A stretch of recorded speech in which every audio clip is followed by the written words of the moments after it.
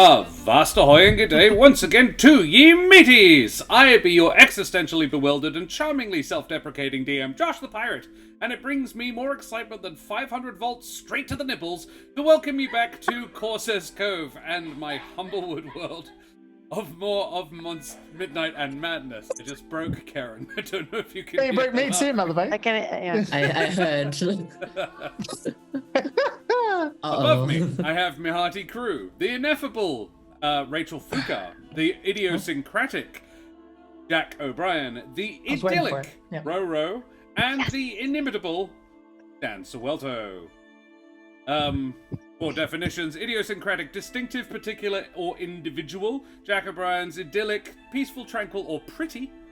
The idiosyncratic, ineffable, too great for words. And inimitable, impossible to copy or imitate. I think it sums up Dan quite well. Yes. So, let's talk about these lovely folks, shall we? The Lorite. The Lorite.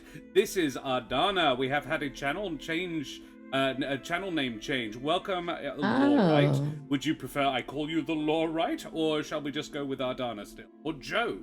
Any of these options. I could call you Bob if you like. So, guys, who the absolute heck are you? Ro, who the heck are you? Hi, I'm Roro. I'm an educator and theatre maker from Perth. I do things around the place, and you can follow me on Instagram to see upcoming projects, photos of my dog, and photos of my many travel adventures. Splendid. Dan, who the absolute heck are you? Hello, I am Dan in the meat space, Deer in the cyberspace. I am ineffable because I'm an eldritch horror. I cannot be comprehended by mortal minds.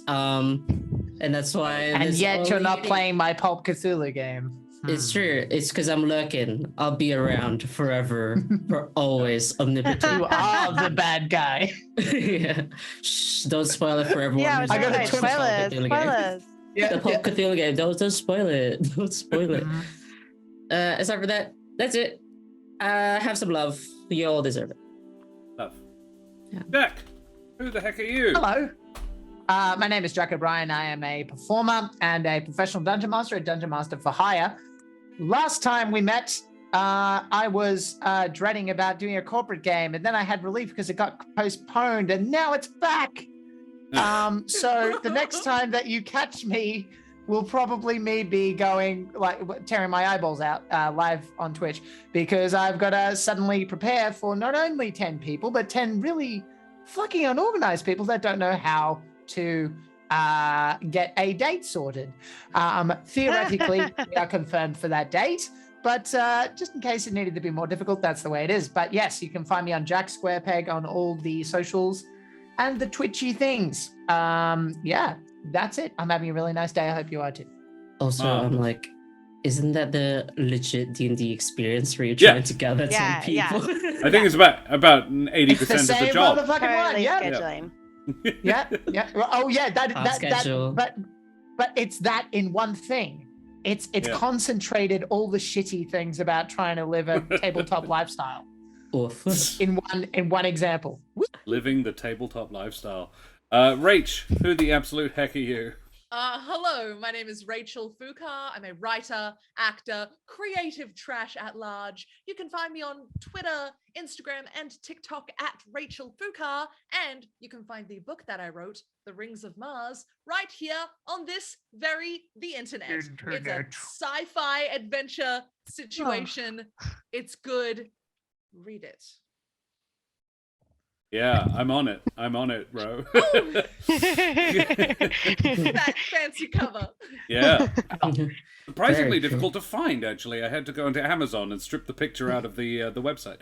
You could have asked. I have the JPEG. I'm sure, but I wanted it to be a surprise.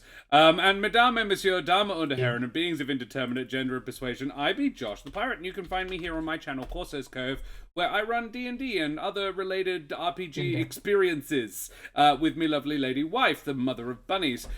We do Tactics Tuesday, where tomorrow we will be having a special guest. Tony Karlstrom will be joining me for character creation for his Mutant Chronicles game, which will be be part of our International Talk Like Josh the Pirate charity marathon madness. But yeah, because I've never built characters for Mutant Chronicles, Tony's going to come and teach me how. And if they'd like to, the players in that game are very welcome to join as well. Ardana, looking at you. So yeah, that'd be cool. Then Thursday night we'll be back for more Mano a Mano. We promise we will actually play this week. It's going to be I promise to have actually done the thing. Last week we just made characters. It was super fun, but we just made characters.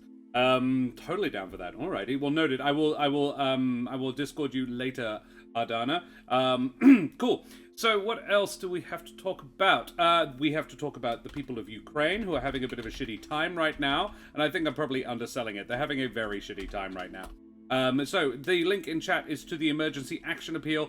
It is a group of Australian charities that have come together to raise money to help those displaced by the violence in Ukraine.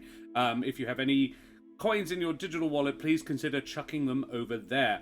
Good morning, Omi. How are you? Good evening, lovely gentlemen people. You need to turn down the sexy like 69 notches. Come on, I can't handle it. Especially the one in the hat. Exactly. More of us should be wearing hats to make that less specific. Yeah, fire. Absolute fire. Hey, Omi, good to see you, my friend. What else is there? We need to talk about Wootenforge, our wonderful affiliates. We have an affiliate link there for wootenforge.com/Corsairs Cove. Head on over there and you can get yourself some beautiful handcrafted wooden tabletop accessories. I have been informed by Wootenforge just today that they will be contributing 2 prizes to our prize pool for the International Talk Like Josh the Pirate charity stream. A couple of dice keeper, a dice box and a dice keeper. They are different things. I believe, hang on, they actually sent me the message. But what they actually told me. We said so. A Sheoak dice keeper and a Sheoak adventurer's chest, which is insanely generous of them. I believe I've got the dice keeper here. Pretty sure this is the double the wood, exactly. But in she oak, which is an Australian wood, very, very pretty. I believe Karen's got well. So yeah, head on over there to check out their beautiful stuff. It's all handmade, artisan quality stuff made in WA. So you can support a local business and a local Twitch channel. That would be nice. Even if you're not local, you could support us anyway. The music today is provided by Sirenscape. Check out their amazing work at sirenscape.com. And I think that's probably about it for the now. So we're going to need a recap, guys. What the absolute heck happened last week? Dan? No. Before it gets brought up, could Josh please reset the Sirenscape, please? Because I'm not hearing nothing. Not hearing nothing. I love I that can- That's all right. It's not a big deal. From the song. No, I know it's on my end. Yeah, I can hear it. There you go. I can hear it now. I know you can. I just needed it reset because that's how Sirenscape works. Thank you for your patience. Go ahead, Dan. From the depths. Hello, it's me. I am here today for your recap forecast, which is pastwood instead of futurewood. The weather in Burrowvia, specifically in Kresk, last week was very cloudy with a chance of a tidal wave of Mongol folk. We were just vibing, and then suddenly it was like the whole metaphorically hell opened up, and we had to stem the tide of demons from devouring the populace. And by demons I mean just normal people that have been experimented on and thrust into madness. But we're all very cool, and basically no one slipped past us with 6 strategies that include, but not limited to, chucking boulders down at people, being really cool and standing proud, hold the line, and baiting people into jumping off a cliff or pushing them into the cliff. And also just blending people with your mini tiny nanomachine thing. It's all fine and dandy. You should go watch it anyway. And then this big fuck off light thing came out of the abbey and was like, sup bitches, fuck off, go back home. And they were like, all right, sick. And then Celinox rightfully so, being like harried by this thing, had like farewell bitch slap. Sorry, my phone AI. I'm not talking to you. Aside from that, fuck off. I was like, is it talking to me? Ooh, again. Tell me to fuck off. No.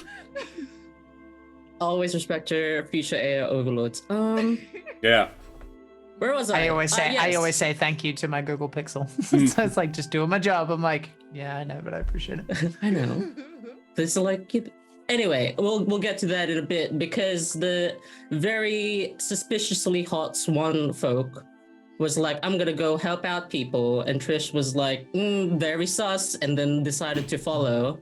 And basically it was Smoothie and the abbot going around town healing people that were like absolutely injured. And I'm pretty sure we did I just like hung out. minimize casualties. Yeah, they were just vibing.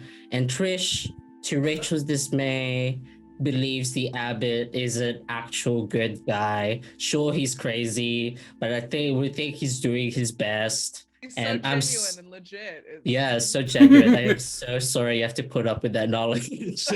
It's just she only is confident of that particular thing that she was observing about. She was trying to figure out if he was legit in this particular thing that he was doing, not generally. Is he healing evilly? No. Is he just like well, his intent all right, behind it? then. He really wants to make amends in this particular Right. moment.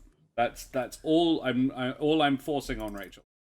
Yeah. Thankfully, Trish wasn't there to experience the fact that the abbot can share the sensation of sensing other people's pain, which is pretty fucking hardcore, to be honest.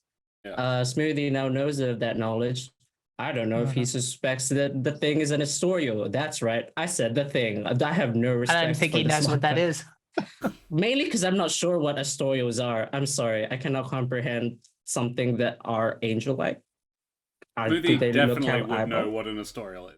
Oh, okay. All right. Yeah. In that case, all good. You're a priest. Mostly I was thinking of my intelligence of 7. That's all. Right, no. Yeah, you would definitely have heard stories of what an Astorial is. Yeah. Okay. All So good. you've never met one. Not that you're aware of, anyway. But we'll go back a smidge, because Celinox was very bad at stealthing and was like, oh, the Swan folk is like turned around, so let's just fucking leave. But then she was vibing with Esmeralda and they chatted for a bit. And then now we reconvened for the night. Talking about stuff for the future and hopefully get a dress for the what. It's very concerning. That's it. Yeah. Thank you very much for the recap. Modbrew, Foxcall, welcome. Thanks for joining us. Foxcall is a first-time chatter as well. Greetings. Nice to meet you. Yes, I must also remind our pretty, attractive, and possibly even worthwhile for their minds and personalities as well, audience, to like, follow, and subscribe to all the things, you bloody champions. We have all of the exclamation mark socials. We have the YouTube, which is fully up to date, and I can never spell. There you go. And we have the Discord if you want to come and hang out with us and chat after the show, or get to know us a little bit better, maybe see some of our amazing homebrew stuff. Comes happily while writing Space Heist one-shot. Amazing. Exciting. Okay, cool. Yay. That's all the things I have to spruik. Let's do the thing. Well, mateys, may your murders lack unforeseen consequences, and when they do have them, may you escape direct blame. As we head tremulously at first, and then with mounting fear and unease, into Burrowvia. Nice. So, we return to More Burrowvia. appropriate emotions. Yes, I thought so. And the Kresk Inn, where the party have, unless you want to have a conversation before you have a long rest, you've just finished one. I would just like to let everyone know about what Esmeralda said. Mm-hmm. Very well. So, Could you remind me of what that is? Because it's been yeah, I ran into Esmeralda. She says, "Good job, everyone." Particularly you, Helvig. She had lots of compliments for you, mate. Oh. She was impressed. And she would like to meet us in 7 days in Verez, which is south from here. Oh, Okay. That's all. and then she left. She's Yeah, she's gone. She's She's off. gone looking for the boss man. Right.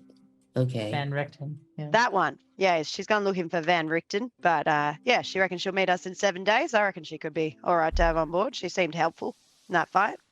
She wants to meet us where? In Varese. Perez. Yeah. Jack is looking at a map. Berez. Perez. It is. Varese. It is pretty much directly south of Vallaki. That's what I said. Oh. Yeah. Ah, yes. That actually works because as the local smoothie would go. Do you mean? You mean Berez? Yeah, I mean, it sounded like Varese with her accent. All right. Yeah, Yeah, the that's Burrowvia Okay. accent's a little hard to penetrate. I get it. Okay, I was just Burrowvia. asking. You're talking to Smoothie, who does not possess a Burrowvian accent at all. I thought about it, but like I was I right. love It would be lost in the sea of other Transylvanian accents. Yeah, that's So, This is Yeah. just how the people of Kresk talk. You might meet other people who talk differently. I don't know. I have yet to decide. It's like, oh, that'll be a I face like to effect. think that the Vistani all have like a mishmash of accents because Yeah. they can come and go as they Yeah, please. yeah. So That makes sense. that was my logic. And for it. Esmeralda deliberately, I was trying to make Esmeralda sound a little different. Yeah, she sounded different. Anyway. Yeah. And that we're all done criticizing Josh's voice acting. Oh, So yeah. No, we went. No, that was mostly me. It was mostly me. Do you know that time where you say something and someone hears something else? It sounded like a self burn in No, my no, regard. it Just was like, mostly like, me, yeah. Hey, It's- look at the Yankee and the Transylvanian setting. You know. Anyway. Oh, by the way, thank you. No, I'm gonna, Oh, I guess, Rebel. Thank you for the follow, Rebel 718 or 781. Yeah.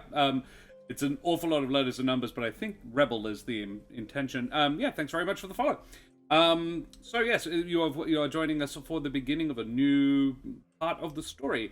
So you have a long rest. Celinox levels up.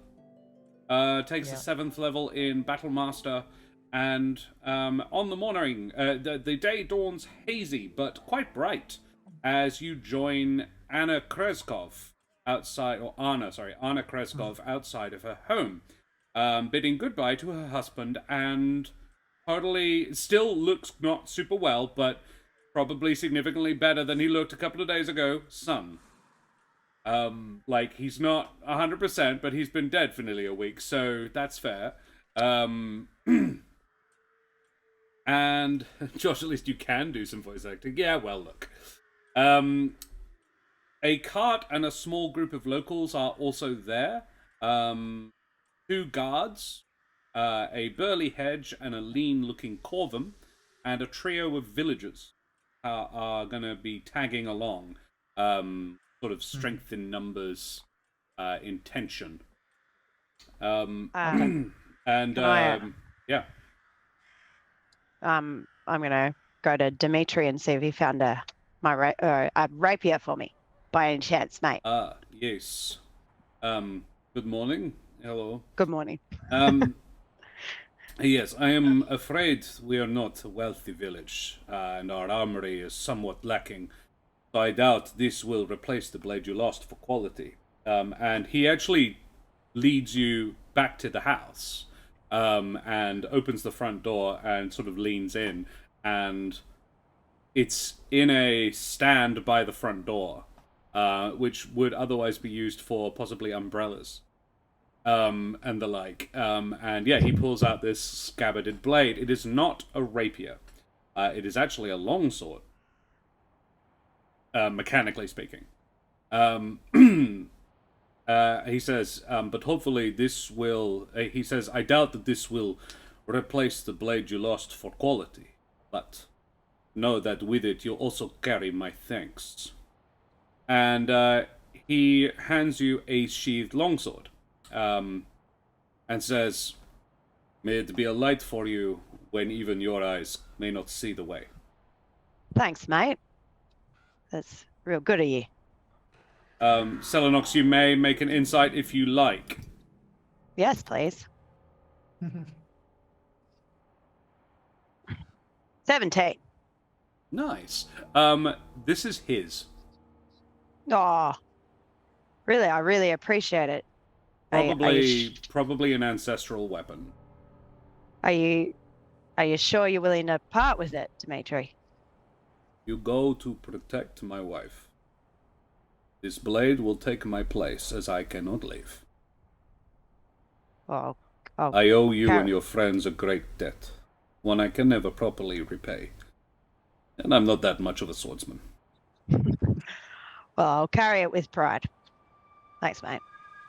Perhaps one day you may return it, but until that day, I'm sure you will carry it well.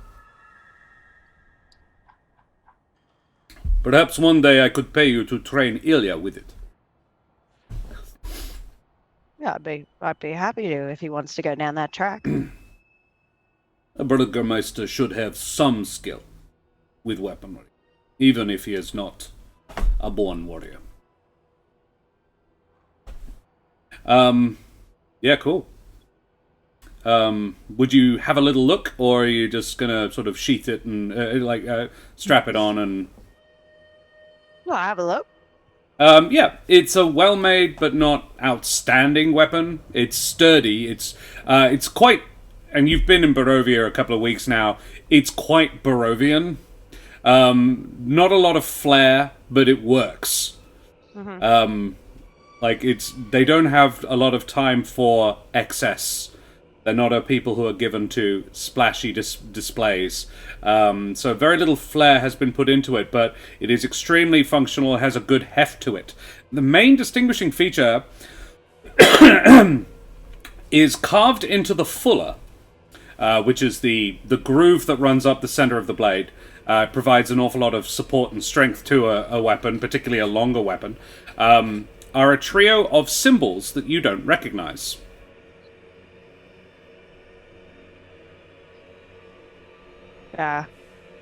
What? Can you tell me about it, Dimitri? What do these symbols mean? I don't know. The one who crafted the weapon made it for my great-great-grandfather. He was a birdfolk artificer. Ah. Some renown. And he sometimes carved into his better weapons words in, I believe, High Oran.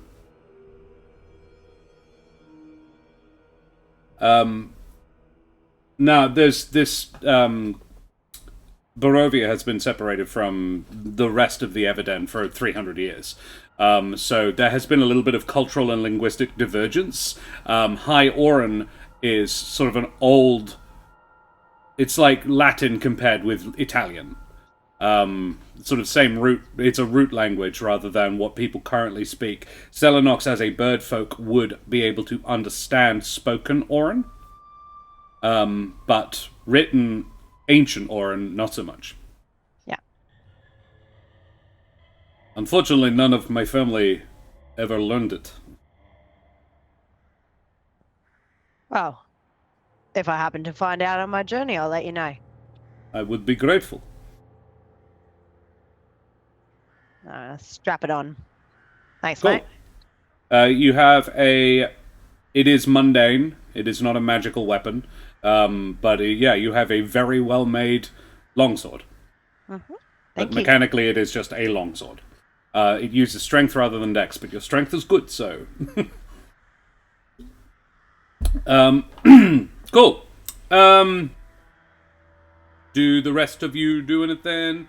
The two guards give Helvig particularly a sort of a nod. Anna would actually hug Trish, just gently, like I was like, like the gesture of a senior Mapatch to a younger Mapatch, kind of like, hello, my dear. And then nod to Smoothie and Helvig while Celinox is talking to Dimitri. and say, I am grateful to have you along.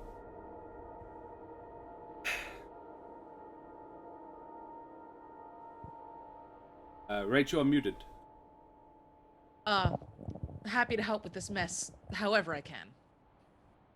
We appreciate what you did last time. That Thank was you. a thing. Yeah, that was not fun. I had no idea there were quite so many creatures hidden in that abbey. Honestly, neither did we. But the abbot made things right, and there are now significantly fewer. Yeah, I suppose there are. And it would seem that no citizens of Kresk were killed, and those who were injured have been healed. So Yeah, I guess Dimitri and I do not want bad blood. Not. Yeah. I mean, you saw the glow. Yeah, that abbot seems to be a very powerful person, both socially and magically. It must be hard living alongside someone so strange who has such leverage over you. I can't imagine. Are you, Trish? Are you trying to imply something, or Fishing? Are you fishing? No. Okay. Trish is straight shooting, man. That sounds Yeah, like no. it sucks. Yeah. She says he does not have much sway, though currently we owe him, which is problematic. But normally he keeps to himself. This is the most I have seen of him ever. I have never even been up to the abbey. Though I cannot say I wish to now.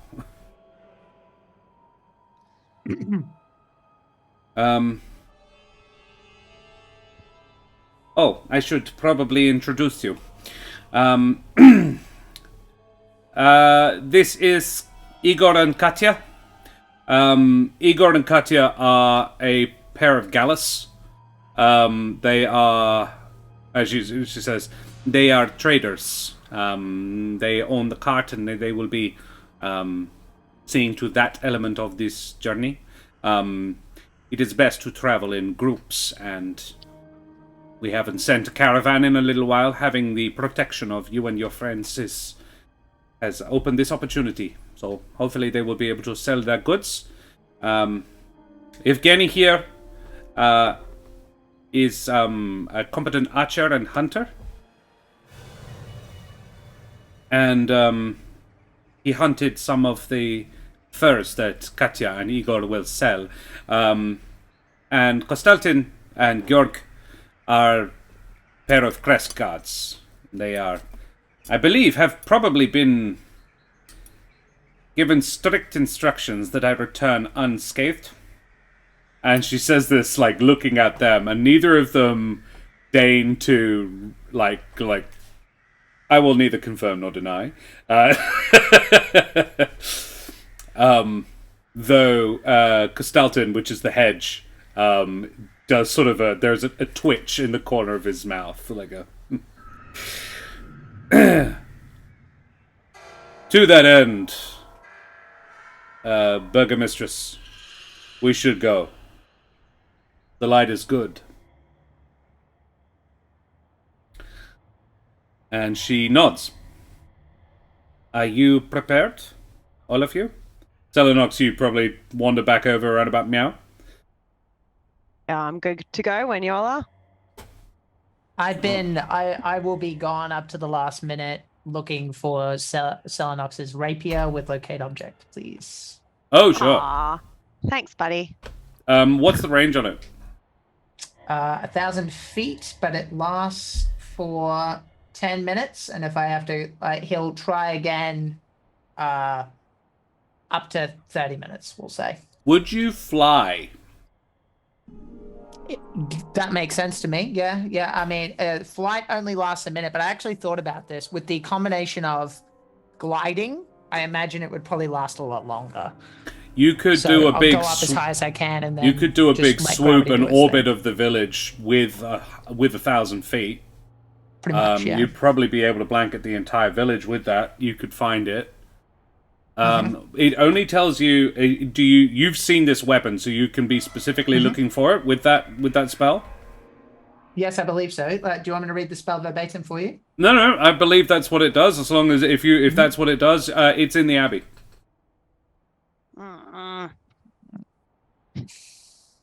I would have left early morning. Do I know? Can I tell where? I sense the direction. It is about one floor below where Celinox was kept. Them with the goddamn animals. From memory, I don't want to take 15 years to do this, but from memory, does it seem like I'd be able to get in and out if I left at the dawn, sort of thing, or does it seem like I'd have to spend a spell? So, you know that place where you killed the flesh golem? It's in there. Yeah, that was below my place. So Yeah. the cells with the creatures Yeah. who are hungry. Yeah. So close to it before. I know. It's kind of why that happened. I was kind of expecting you to push on a bit. I will. If he thinks it's worth it, I'll let Josh make this call. Actually, first thing he would do is invoke the Amaranthine. So let's do that. Sure. So let's roll 2 20s. So he will. 14 and a 10. Yeah. Nice. So that's cast, and then if we use the 14. Stealth is 18. If it seems like he needs to, he will use greater invisibility. So you're wanting to go in? It's where it is. If that's where it is, then yeah. So you fly up. You land on the battlements?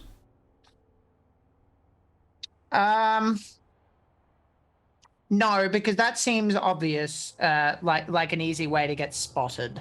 If the battlements has cover, then yes. No. If not, then I would probably just dart between like things on the courtyard. Well, you'd have to go over the battlements to get into the courtyard. Yeah, okay, that's fine. I'd be happy to go over them. There is an open window in the room where there was the screaming. Yep. As he heads for the window, I'll just secure this. I'll cast greater invisibility. That's my 4th level done. He'll go in as fast as he can and try and get it. Sure.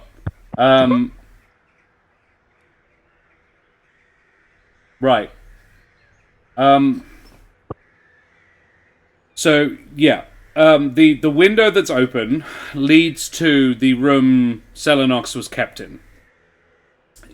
Would you wait until the last moment that you needed to wait for that greater invisibility?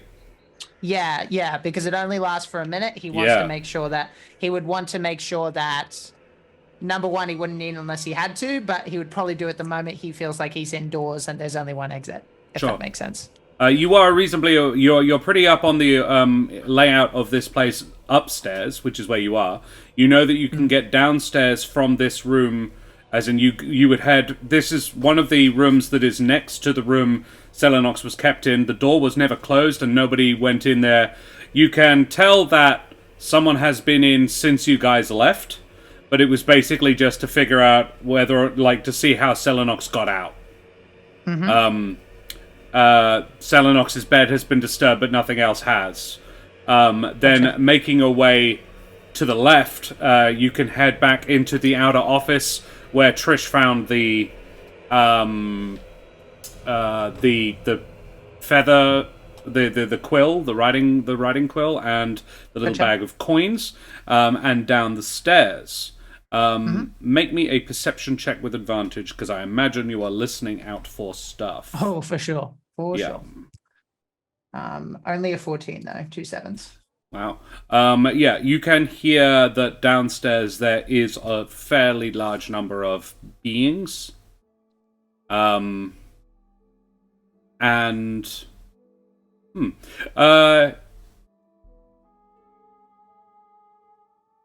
yeah, nothing beyond that, but you can hear several, you would guess they must be mongrel folk, downstairs. You are at the top of the stairs. You know that if you head down to them, there will be, you go around down the stairs, you turn around a corner and do as in a full 180 turn, and then there is a corridor that leads to a T-junction, and up that T-junction is where you are wanting to go. I'll let you describe however you like. He probably wouldn't be thinking too much of anything other than, I've only got a minute, I need to move. So I'll let you describe are you being stealthy? Yes, but also, like, if he needs to jog, he will. Like, because I'm not there and it's difficult for me to visualize, I'm letting you make that call for me. Well, then make a stealth check.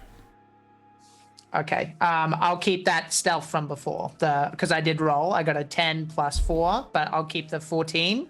I'll use the 14 for an 18. An 18. Okay, cool. Yeah, you get about halfway down the stairs. You are moving very quietly when you catch a glimpse over the balustrade. There is someone sitting with their back, sitting on a wooden chair, leaning back on it a little bit, so the chair is on its back 2 legs, looking down the corridor down which you are wanting to go. This person has 2 heads. Shocking. He will. All of that is background information. He just wants the sword. Is it in the way? Or can I get? You would have to sneak past. But you would be able to, if you were invisible, you'd probably be able to get past without them noticing you. If I need to, I'll do a Metal Gear Solid, you know, like I'll make some sort of sound, and then they start video game NPCing over. Oh, to sure. Another area, if needed. So yeah. So make a distraction to get past them without turning invisible. If I need to, if it seems, I've already turned invisible. But if that helps. If you're turning invisible, if you turn invisible at this point, because this is the first time it's been necessary, is what I'm saying. If you want to turn invisible now, then I've already marked up the spell slot. Let's do it. Probably would not necessarily need to make a noise distraction, though you can if you'd like. Right. Make me a new stealth check to get past them, please. Right. This was like mega advantage, so. Okay, fair enough. 14. Cool. Yeah. You invisible sort of shuffle past Cloven, who does not notice you. Yes, this figure has a tiny second head with reptilian features. He also has one leg has a bare foot, as in like a bear's foot. Instead of a the other is barefoot too. He has in one hand, which is a claw, the bow of a violin, and in the other hand, an empty wine bottle. And it would seem that one of his heads, the primary head, the larger of the two, is asleep. However, the little one is not. You sneak past this. You find yourself in a corridor. It is dark, but you're not too fussed about that. It is daytime. It's just there isn't any windows down here. So it is quite dim down here, but you would be able to see still. There are 10 doors. All of them are locked. Locate object would tell me what direction. It would. So that one. Down the far end on the right. That one. Oh, you go to that one. The door is locked. Because the people inside are not allowed out. I don't have. Did I see keys on him? Yeah, you would have. Okay. Then let's nick some keys quickly, ideally. Sure. Make me a sleight of hand, unless stealth is better. I mean, it's going to be sleight of hand to get them off. +4 either way. You tell me if it's an advantage or not. Sleight of hand, and you're invisible, so it would be with advantage. Yeah. All right. Chaotic Goblin. What forest animal helps the druid get the nice green color of their robe? A dire wolf. Oh, Wah, wah, wah, That's wah. good. good. very 24, good. nat 20. Natural Yes, 20, yeah. you managed to locate a small bundle of keys on his belt and silently extricate it from him. Fortunately, it's on his right-hand side, which is the same side as his normal head. So, yeah, you managed to get it off and head back down. You've probably got no more than 20 seconds left of this invisibility. Yep, that's fine. Inside the room is 5 mongrel folk. 3 of them are asleep, but 2 are... Oh, sorry, wait, no. These ones are all awake. These ones have dressed this sword up as a woman. I mean, she is pretty beautiful. Yeah. And yeah, using like When I started straw- doing this, I'm like, I hope I don't take 15 years to do this, but here I am. Sorry, guys. Yeah, I'm trying to be quick. this was an adventure supposed to happen for all 4 of you. Yep. Gotcha. Yes, but of course the sword. I'm asleep. I'm vibing. Yeah. Yeah, I figure this happens canonically before the conversation with the Kreskovs. Correct. Yeah. Correct. Yeah. So yeah, early morning, Smoothie is out robbing the abbot. And well, stealing something. back Trying anyway. to rob Yeah. the abbot. So yeah, you managed to open the door. You are invisible. I'm doing all right so far. And Yeah, there are 5 of them, and they seem to be like enacting a scene with the sword, like my playing God. something around with it. Yeah. My poor baby. The hilt of the weapon has got like a head made of straw, like woven straw, sort of wrapped around it, and then an old shirt has been draped over the quillions to make it look like a person a bit, and they're moving it around like a children play with dolls. Okay. I don't have time, so I'm going to go with my first instinct, which would be Smoothie's first instinct, which is Please. that I'm going to cast. No, that would have been smarter. I'm going to go with my first instinct though, because this is more entertaining in the long run. I'm going to cast Fairy Fire and then Thaumaturgy, going. With the intention of scaring them. Yes. Fairy Fire and Thaumaturgy. As I fly up and then try to like nick it from them, so it flies away. Okay. I got I could No, have no. time to think about this, but Smoothie has 20 No. seconds. He's Yeah, not yeah. exactly thinking No. optimally here. I don't hate this idea at all. I was gonna say defend that it. isn't both Fair Fire and Greater Invisibility Greater concentration? invisibility. Yeah, is concentration.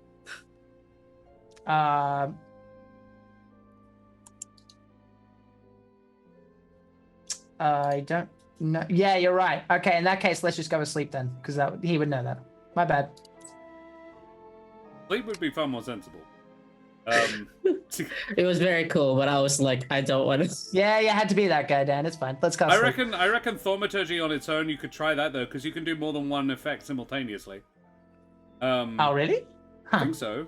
You can with Prestidigitation and Druidcraft, and it's functionally the All same right, fine. thing. Yeah, let's I ride the want to go Titanic with down to your. the- I want to down go the with his ocean. initial response. Yeah. Cool. So, are you trying to make it sound like the sword is saying this? Yeah, I'll tell you what. To make this work, why don't we make it spiritual weapon right over the weapon? And yes, because spiritual weapon is not concentration. That I Right. do know. So a spiritual weapon appears amongst them and then says something demonic. Put me down. Make me an intimidation check with advantage. That tracks. 21. Oh, okay. Bishop Blood, can I have a D20 in chat, please?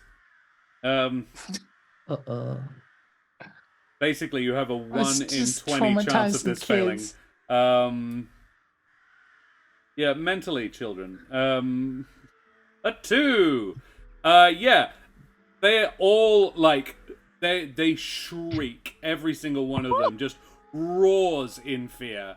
As the one holding the sword at the time just drops it. and yeah, there is screaming.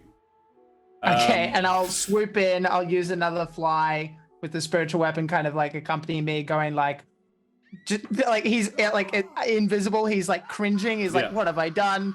But like he has to commit, so he's like, he's like leaving with the sword. You have made quite between you and the terrified mongrel folk. One of them is like tearing at her hair, just kneeling on the ground, like just absolutely terrified. Two more are like pinned up against the wall, just like no. One is just crying on the floor, and the third is like, the fifth is like just peering at the glowing weapon, like better doll. Amazing. And between that and the shouting that you've done, you have made quite a bit of noise. I know, that's why I'm rushing. Because I know I have like 12 the seconds sword, left. it disappears. You have like 10 seconds. You hear footsteps, sort of this arrhythmic footstep running down the hallway. What do you do? Run! Fly away! You are indoors, but yes, make me one more stealth check with advantage because you're invisible for the last 10 seconds. 21. 21. Smoothie, you duck out the door just as Cloven streaks up to it. Goes like, no, how'd the door get open?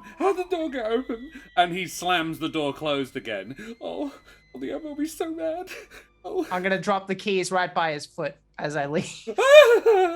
And he reaches down and picks up, and he's like fumbling at the lock as he like, oh, good, it's okay. No one has to know.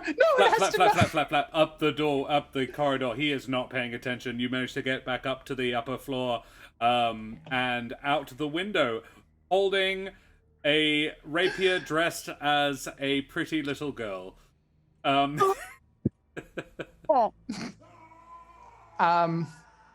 Yep. You do that. I guess if I'm allowed to kind of skip time, the sword just looks very nicely, like, not graffitied, and just in a wagon and just there for when someone happens to see it. Cool. So on You the just journey, put it in the wagon. Yeah. Leaves it there. Well, like one of our wagons? He doesn't want to take credit. Oh. And or tell you guys that he went and did something on his own. Yeah, because I tell him it was stupid. Good morning, everyone. Wow, what a beautiful day. What's so good about it? Oh, somebody didn't sleep well last night. No, I didn't. Yeah, we go. Yeah, you wake up. We rejoin back to the OG timeline. Yeah, now we catch back up with ourselves. I'm so sorry. I didn't I didn't know how long that would take. I'm so excited. I get back. I really had thought I'd managed to deny you that rapier forever. Cool. You head off. You make your way out of Kresk. It's quite a pleasant day. Not a bad day to be out on the roads. There is a single cart. It probably has enough room for about half of the group traveling with it to ride at any one point. So the rest of you would be walking, but it's only pulled by a single horse. So it wouldn't be capable of going particularly fast anyway. So you're moving along at basically walking pace. How would you be traveling? Like, lead, bringing up the rear, lookouts, scouting. Trish is gonna strategically have the cart blocking her view of the horse because they still weird me out. Right, valid. Yeah. Face is vaguely servant, but nothing else about it is really familiar. Gives me the ick, guys. It's creepy. I think I'm sleeping on the wagon because from the way that was described, he's been up since like 4. Yeah. So he's tired as shit. And he's wired as well, like when he gets there. Yeah. Celinox, Smoothie is sleeping on the wagon. Where are you? I reckon I'm probably taking up the rear guard because I don't know where we're going. Sure, So I'm making sure I'm towards the back and watching our back. Make me a perception check then, Celinox. And Helvig, are you at your traditional rear guard position as well? Yeah, if it's like walking. Yeah. So I don't. I mean, it's better now that I am a robot, but so that I don't accidentally just stab people. Old habits die hard. Yeah, fair. And I keep looking. Sure. Keep looking for. Just watch for a bunch of garbage now from last night's events. I'm expecting like a swarm of bats to descend upon us. Like, I don't know. Burrowvia is weird. I'm just ready to blast shit. Very well. Celinox, you spot in the cart. Probably you look at Smoothie's sleeping form. Like, it was grumpy this morning. And within about 3 feet away from him, sitting on a pile of furs, is your rapier. Shit! We'll like run up, be like, "Where the fuck did this come from?" That's a like, good question. Hug it without like cutting It's myself. You know, presumably like not- a strategic hug. It is probably still, yeah. Celinox dies. New character, please. Chaotic Goblin, have a nice day. Totally fine. Have a good sleep. It's scabbarded, so yeah, you can hug it without injuring yourself. And I presume it's not dressed as a small child now.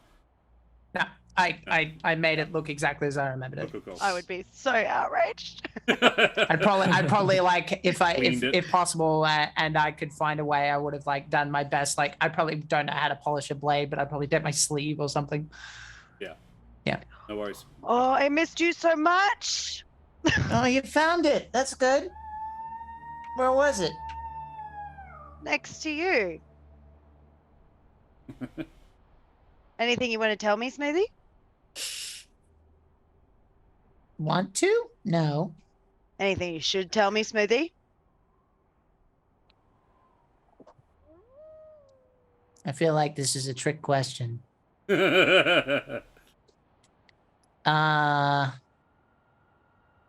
Surprise? Did you? Yeah. And then Celinox is just gonna like throw her arms around Smoothie. The non-hugger is just like, Okay. Okay, this is kind of nice. kid. And then I'm like gonna try and like recover my like pat on the shoulder, like, you didn't have to do that. And then as I go to walk away, I'm like, wait, where did you get it? So we're learning about each other. You know, I'm not the greatest liar. Do you want to know? Oh, yeah, where was it? I couldn't find it. The abbot. You went back to the Abbey. That's why I asked you if you wanted to know. You can't get mad at me. You hugged your sword. I'm just gonna walk away. Thanks, kid. We'll keep both of this between us as I walk away. I wonder what that was about. There was a lot of motion at the wagon. Celinox was a hugger, but maybe I'm wrong. Yeah, turns out. Ooh. We're learning. Don't judge a book by its cover. Yeah. Maybe grim people are huggers. Yeah, you know what? Still, I'm very afraid to hug Celinox. A part of me was like, maybe I'll try hugging Celinox. Can I hear any of this conversation about me being a hugger? I'm going to say if no one heard you and Smoothie have your conversation, then you're not hearing this one. All right, no worries. I feel like this is Smoothie having a chance to have a conversation that the other two don't know about. Yeah, your turn to have secrets. Yes.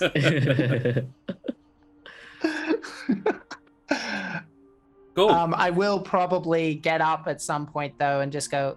Speaking of learning about each other, though. Yeah, we've only known each other a couple of days. I don't know where Celinox went, but hopefully she'll come back with us. Do you guys mind if I ask you a couple of questions? Is that all right? Sure. It's fine. I presume you're I like walking along behind the cart, so Sure. Yeah. you have this conversation a little bit in private. Yeah. So, I guess the first thing, are you guys doing okay? I mean, I've been through worse. Well, that's going to be my next question in a minute, but we'll get there. Oh, I mean what do you call them? Chickens? Which ones? Baffle my mind. Well, Um, we've got that in common with your bug soup. So, but after the events of last night, I feel like this whole place will just baffle my mind. So I'm just like bracing through it, you know? that's not standard. Well, I guess it is, but it shouldn't be. Is I guess my point. It's not standard for the standard person. Does that make sense? Sure. So even last night was weird for other people that live here. It's sadly something they're used to, but maybe not in that way. I guess what I'm saying is like they're used to tragedy, but not how it comes is random. Right. And that's my next question, I guess, because there's stuff going on, and you don't have to tell me, but I've heard some words. I've heard a little bit about a curse, and I happened to prepare a spell today. Remember a couple of days ago I said I might be able to help? I remember that. Well, I might be able to help today. Well, I don't know, but and I'm looking at Trish saying this, but it feels like there's more to this curse that you're not telling me about. But we'll get there. I can't believe I didn't ask you this at the time, Helvig. Everyone's looking at you for the same reason that I have the question, which is, what's with all this? This clearly, I just thought this was you, but Trish is looking at you like you're about like when she's not looking at you with, love in her eyes, she's looking at you like you're a bomb about to go off. She does? I kind of like look over at Trish and I'm like, do you? It's like it's new, I guess is what I'm saying. This isn't something that's been happening for a long time. You're learning stuff about him just like I am. Long story short, I had a bad friend, and that led to my imprisonment/death, and now my original body does not exist anymore, so that's why I'm here. But his new body, though it is new and strange, totally safe, not a bomb. Yeah. Didn't say it was. Just looking at you, you're worried about him, and I would be too if he came back from the dead, but not the traditional way. Yeah. Well, he's my friend, and we're in a very strange place, and he's going through stuff, so I'm worried. But I just want to make it clear that he is not dangerous. Well, Didn't say he was. He's dangerous because he's a badass, but Oh shucks, no, you don't have to say that. It's true. It's true. I'm not worried about that. I feel like there's stuff that's being said and unsaid, and that honestly, then I'm gonna have to ask the same question to Celinox too, because apparently she's met Strahd and she said it out loud, but I don't know what that means. Whoa. Yeah. And the thing sounds is, like a busy man, or I guess, Strahd? Sure. yeah. I guess he's just that bored that he'll just pop in and be like, "Yo, I don't know." I don't know the man.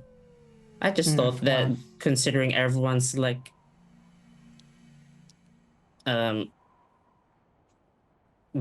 vibe, their like feelings towards him, I thought he was like, more tyrannical. That doesn't sound like something what I thought Strahd would do, to just randomly visit and show up to people's houses.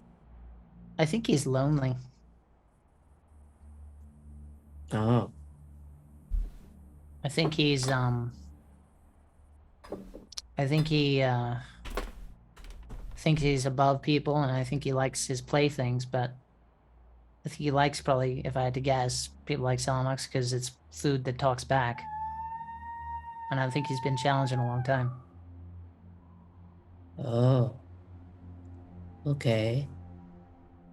I don't know. I'm just guessing. I've only heard stories about him. Mm. But I guess the point is, if you have questions you want to ask of me, I'm here. And I hope that I didn't offend by asking you guys questions or assuming anything about you, Trish, and your relationship with Helvig. I didn't mean it like that. There's a lot of things I didn't mean, and I feel like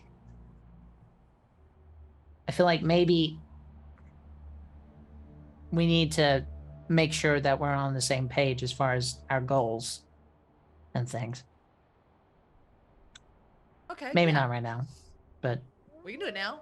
I want to kill Strahd. That's my goal. Same. yeah.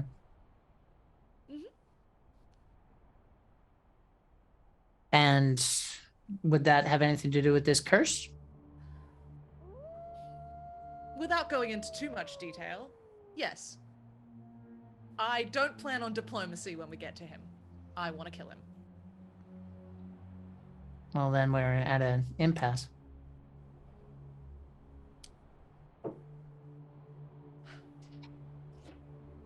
So I need detail, if that's the case. Because if you want me to understand your point of view, you're gonna help me understand. Okay. I have a situation, and the solution to my situation is very complicated. But part of that solution involves acquiring the heart of something very evil. Mm-hmm. And then you Consuming. came into our lives telling us about this very evil person, and I thought, hey, you can help me while I help you. We'll take care of your problem, and my one kickback will be the heart of something evil, so I can fix this awful mess that I'm in. Also, Can I look before you around? Is say anything- Celinox nearby or anything like that? Go Yeah. ahead, Dan. You were speaking first. I was just gonna say, before you say anything, remember where you met us in like the Tower of Wizards? Yeah, we've tried all the normal conventional means of trying to get rid of the curse. I figured. Is Celinox around? Celinox nearby, around? And also... Celinox is like marching somewhere, humming a tune. Vibing. And If I can see her, I'll wave a flagger down. this curse doesn't just affect me, for the record. I wouldn't be going to such lengths if it was just me suffering. It affects the people that I love. And that's why I need to get rid of it. Sounds like I Oh, no. walked into an intense conversation. Oh, Yeah, wow. well, Yeah. What do you need? we were just airing out some laundry, I guess. Things need to be said, and we're getting further into this thing, and we need to actually talk about what it is we want to do and how we want to do it. So I don't know what to tell you, Trish, but I guess all I can tell you is that I don't disagree with anything that you've said, except I don't plan on not giving him a chance. Giving who a chance? Well, I guess that leads to our next point, Celinox. Mhm. I was talking about the fella that apparently welcomed you in here. Oh, Strahd. Yeah. Could you elaborate on that? Real hot and cold, that guy. Meaning? Well, minding my own business in Humblewood. End up here. A little bit of a shock to the system. Guy shows up, welcomes me, invites me over for a drink. Next thing I know, disappears. Appears again a couple of days later, attacks me out of the blue. I actually thought I was a goner, to be honest. I know my match when I meet it. But anyway, in the battle, managed to get a scratch in. And then something about a good battle and disappears again. Next time I see him, I'm tied to a bloody bed. He didn't put me there. It's not like that. And then he's chatting about how it's nice watching me, which is creepy as. Anyway, like I say, hot and cold. Okay. Hasn't he been ruling over this place for like hundreds of years? Yeah. He's been doing that for hundreds of years. And It's you think you can convince him with a conversation to just stop? No. So what is it you want to do, Smoothie? Give him a chance. So it's like you're like, I don't know. Did you have to like vow to somebody? Do you have to do that all the time? What? Did you like make a vow? That sounds like something. Oh. It sounds like something you just have to do just cause. No. I just. It just doesn't feel right. I don't expect anything. I just know that that's the right thing to do. But do I think that he'll take it? I don't know. I thought when I first met you, Smoothie, you wanted to go to Humblewood to find people to help you to take down Strahd. That's what my grandfather said. Yeah. But we're changing the mission parameters? No, I don't think so. I guess what I'm saying is that I have faith it will work out where it's going to be. I think you'll get your chance, Trish. I just don't want it to be without giving him a chance. Does that make sense?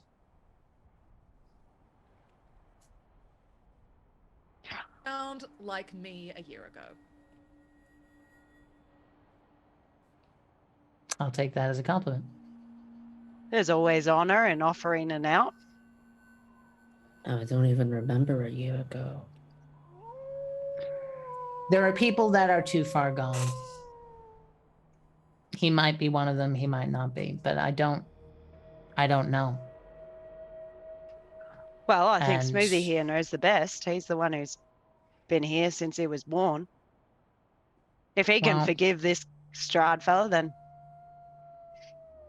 As it turns out, Celinox, it might be more complicated because Trish has a curse. And I want to help her with that too. Yeah? What does that have to do with it? Her curse means that she wants to kill Strahd. Oh. All right, then. Am I surmising it well enough? Or less. Unless you know any other deeply evil beings I could kill. Yeah. I mean, have you guys noticed where we are right now? It's a matter of opinion, I guess. Extremely I evil. feel like there's concentrated a few options. evil. Yeah, but I mean, we're in the home of evil. It feels that way anyway. There's a lot going around. It's not something that's a short supply in this place. You didn't like the abbot, right?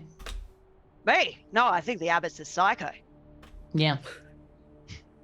He is what I think I will become if I let go.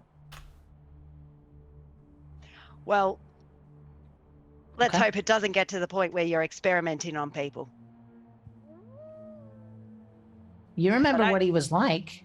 hundreds of years ago, sounded a lot like something my grandfather would do. That's the key, though. Hundreds of years. People aren't meant to live that long. Nah, it does I stuff don't to your think I brain. disagree. Yep. I guess we can put a pin in this conversation for now. Trish, can you at least accept that I am going to try and help you, and I'm going to try and help you now, and I'm going to try and help you later, and I will do my best to try and help. I can accept that.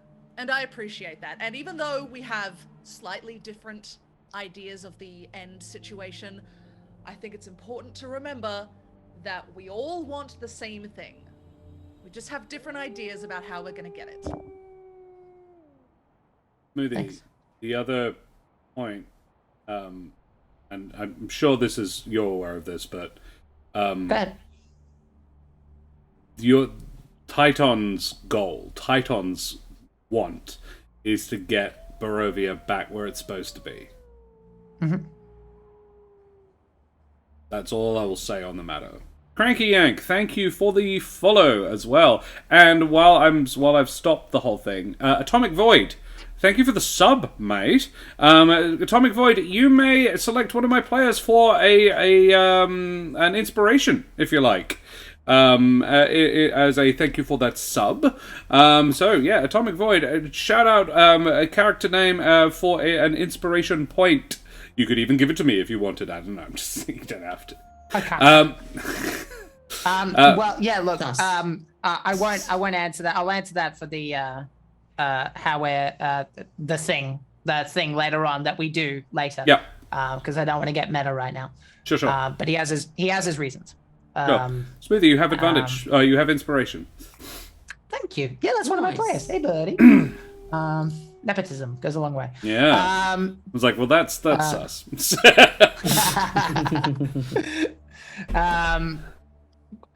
Yeah. I can't remember what the last thing we said. What were we talking about? That you don't actually think you're at cross purposes, really. Yeah. Or going to try not to be as much as possible. I'm going to try and help you, and I'm not... I feel like I'm in denial by saying this, but I don't... If you put a blade to my neck and you ask me, do I think he's going to? No, probably not. I think he was probably a good person once, or believed he was, and I think he's been corrupted, and chances are we're going to need to remove that corruption. But I need to give him a chance. Give him a chance to what? I don't know what he's capable of doing. Maybe he could put it back the way it was if he wanted to. Well, I'll tell you what, Trish, I suspect you'll get your heart. If that's the end goal, but I'm happy to give it a go if you ask, Smoothie. I don't disagree. Sadly. And Celinox goes back and continues walking like, I've got my sword, it's a beautiful day. Gonna kill a really evil guy in the morning. I know I'm probably making life difficult for you, Trish. I'm sorry.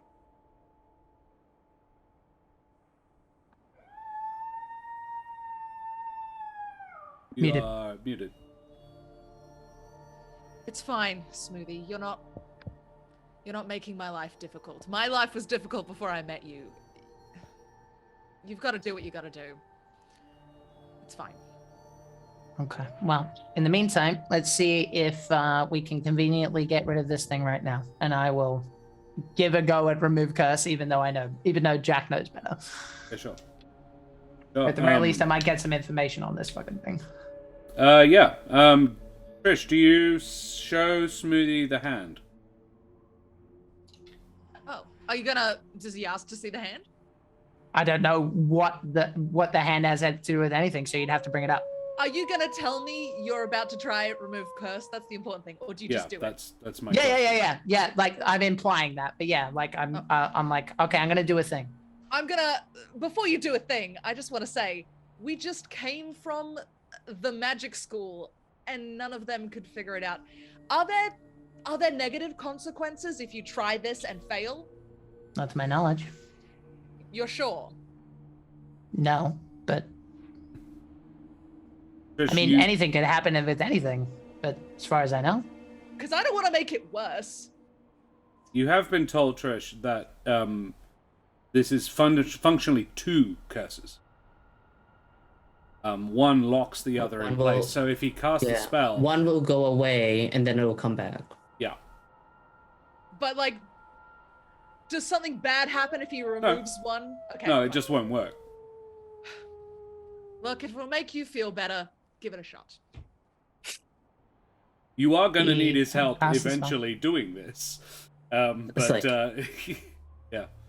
You didn't have to put it like that. I don't understand how magic works, okay? I don't want to poke the bear. Yeah. Could I at the very least, like, I don't know how you imagine this, Josh, but could I imagine that this is kind of something like you've got a recipe that's missing some ingredients? Like, can I figure out stuff from the lack of it working or something like that? Yeah, look, Trish would show you the hand. Yeah. You can see basically that she has a black spot on her hand.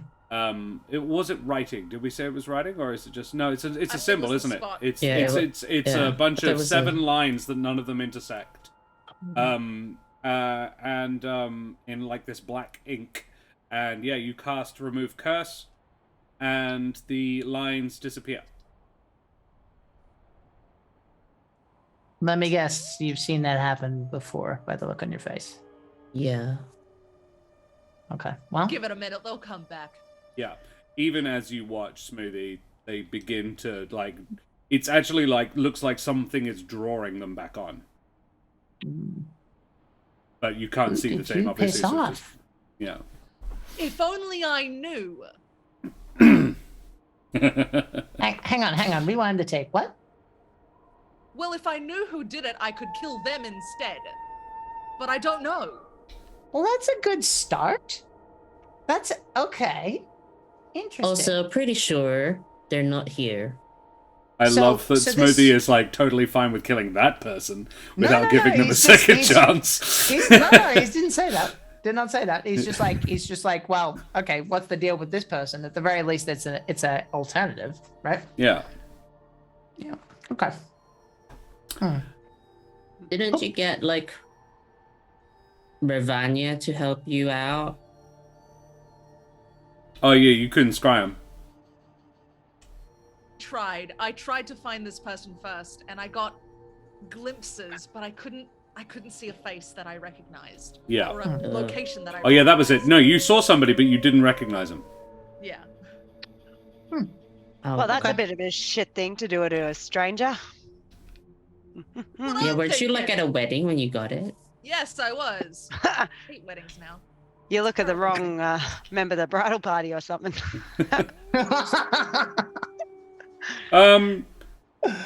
Anybody other than Trish may make an intelligence check. One of you. Pick which one first. God, no. Celinox. I think it would be an appropriate one for you to do. Straight intelligence. No, don't worry. Damn it! -2. Oh wow. We've got a dumb party. Wow, I didn't realize that there was that many negative intelligences. I just don't want to do it. I'm wise. I'm just not clever. Valid. Totally fine. No, you did nothing. Nothing rings your bell.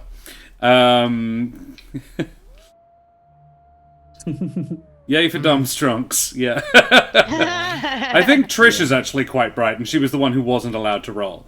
Shocking. Trish has been like mulling over this for ages, which is why it wasn't her.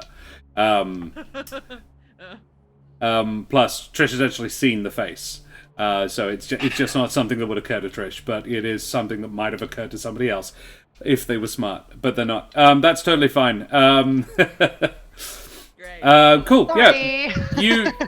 Are we happy with this conversation? Leave it there. Yeah, or... I think so. We're at the very least we're at an impasse. To be continued. I Yeah.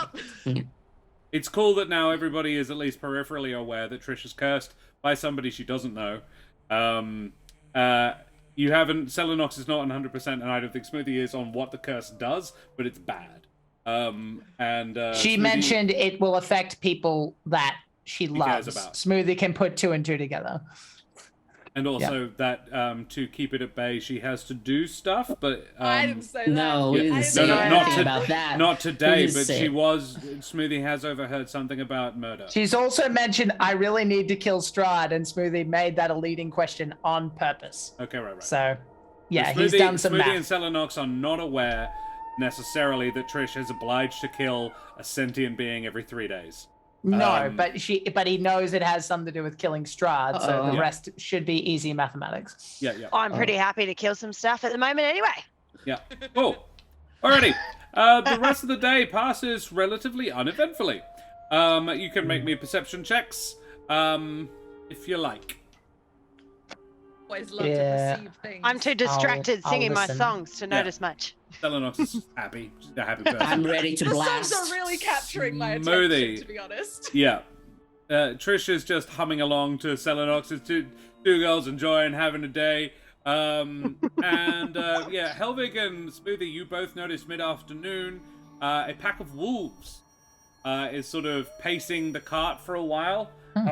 But Yevgeny, pretty sure it was Yevgeny. Yeah, Yevgeny, who is the one of the villagers, he is a half-blind raptor. And pulls a bow off his back and just pretty much from the back of the cart and just nails one. Wow. Whoa. And it just drops, and he says, "That will keep the rest from following." You lead Alpha. I'll just give a little golf clap. And I was he ready says- to shoot a fuck off laser beam, and I was like, that works. Yeah, Yevgeny was quick as well. He clearly has hunter reflexes. And looks like probably a decent, useful person to have around if it gets fucky. So, yeah. You make camp that evening at there is it's a like a corner in the road with a flattened area where people have clearly made camp before. There is a circle of stones with a sort of ash in it, sort of fire pit, pre-used, so the ground is a bit flattened, but it is grassy. This road is not super well traveled. It is a road, but it's not. People don't move around a lot in Burrow, not unless they're. We're moving rubbing in frost, large guys. groups. We're Yeah. doing it. So you're there, and yeah, you make camp. Will you be standing watches that night? Yeah, for sure. Yeah, that's it. I think I'd probably get some fucking rest. He's been up so. Sure, that's totally fine Yeah. because there are 5 other people. There is a total of 9 of you. So if you stood watches in pairs, one of you could get a full night anyway, and still have 2 people on watch per shift. I'd like to watch with Trish because I have to Very check in on your murder. Very well. Hello, this is your nightly check. Trish has dark vision as well, does she not? As does Helvig, I think. Mm-hmm. Yeah, so you two would be good for one of the nighttime shifts. Celinox also has very good night vision, I believe, as a Strake. So you guys could take nighttime watches. Smoothie, I don't think anyone will actually begrudge you a full night's sleep. I think he'd probably try to be on a watch, and he all of a sudden his ears just will droop, and then he's gone. Anna would actually probably, her motherly instincts will kick in regarding you and say, no, little one, you need your rest. You clearly didn't get enough sleep last night. Okay. Can I take my watch with Yevgeny? Sure. Yeah. He seems like Yevgeny- an alright. Yeah, sure. So Yevgeny and Celinox will stand one watch. Strahd didn't give me any. Maybe this fellow was. He's a raptor. He's a bit smaller than you, Celinox. So you know, you have to be. Never mind. Nothing wrong Igor with a and- short king. Yeah, no, I didn't say it was bad. I didn't say anything. Oh, I am not putting anything over on Celinox at all, one way or the other. Celinox, you do you, babe. Igor and Katya Janovic will stand the first watch while they tend the horses and everything, the horse. And while the rest of you get some early sleep. Then Trish and Helvig for the first, Celinox and Yevgeny for the second. And then the two guards will actually take the last one. So Anna will get a good night's sleep too. That's the perks of being a boss. Well, actually, Anna would wake Smoothie up for the dawn watch, the last hour or so, Oh, cool. to help you, to get you to help her with breakfast. Oh, okay. But can I get in chat a 1d2 rolled, please? Cranky Yank, ! Roll space 2 would be cool. Coin tosses scare me, Josh. Yeah, I know, They make right? me nervous. One day, he'll say, "Roll me a 1d1." And we're like, Ooh. This definitely happens. Alrighty, cool. So Trish and Helvig. What is your nighttime? Yeah, Helvig, you said you wanted to have a check-in. Yeah. I mean, we're watching, so it's not going to be like a huge convo because we're doing our job to pay attention. But we do our murder checkups. So I killed someone Yeah. yesterday. I either have to kill someone tomorrow or the next day. Oh, I was about to say you didn't seem that worried. I was wondering because you know how we were saying that surely we'll encounter somebody on the road and then now it's the end of the day. Well, there's still some road. Okay. Yeah. Well, Yeah. we fought all those mongrel people, so I think that counts. I killed a couple of those. Right. Oh, they did respond to the abbot when he was like, go home. Yeah. Yeah, those things we killed were sentient. Hooray. Yeah, they did try to kill us. They did. Well, I hope that we get to Strahd and we, take his heart out and then we'll make like a good heart smoothie for you. No, I just realized his name is like the drink.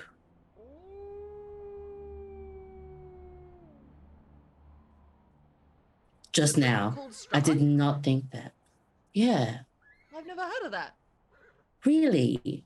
Yeah. Wow, maybe just because I lived like in a really terrible place and we just try not to think about the stuff that we kill. So we just like blend everything. Like the big lethal bugs.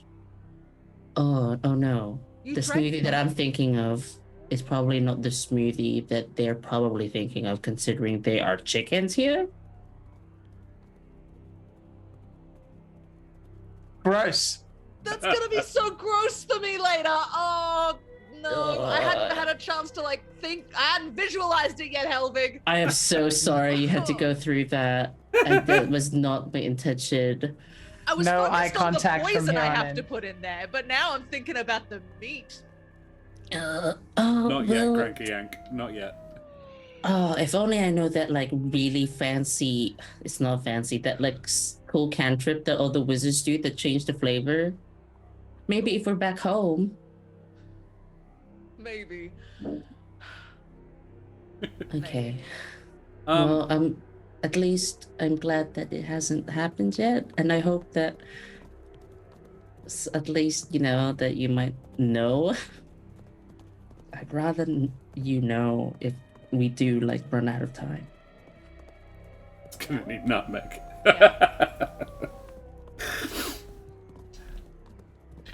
Can you make me perception checks, please? I Alrighty. give Trish a hug as I'm like, I know I'm watching. Yeah. It's a long hug. I need one. Yeah, it's a very long Hold your hug. nose and close your eyes. I'll let Trish decide when the hug ends. Trish, you are hugging Helvig when you hear the sound of hooves. Hear that? You are familiar enough with the sound of hooves, like from having been in the company of a horse all day. But no. Like Servan have they don't have hooves. They have it's like foot pads. No, they have deer feet, which aren't hooves. They're I did not know that. The more I know. no, horses have a very different kind of hoof. These would be obviously shoed with horseshoes. So, it sounds that clip, clip, clip, clip, clip, clip. There is very much that is approaching. You can hear it coming along the road. Someone's coming. Guess we'll say hi. Okay, yeah. It's only a single one by the looks of it. I'm lance ready, but not hostile. Just ready to greet. Sure. If we go it seems like we go a certain distance, I do summon Pier and then just mentally be like, stay with the group, and he'll be like a security camera. Oh, so I sure. can be like checking, I mean, like, hello. you wouldn't have to go very far. It would be no more than 100 feet away when you sort of notice it, really. Great. You were pretty involved in your conversation. The Vulpin, the rider, the silhouette in the dark, it's really hard to make out. Despite your dark vision, the rider would appear to be Vulpin. And cloaked. And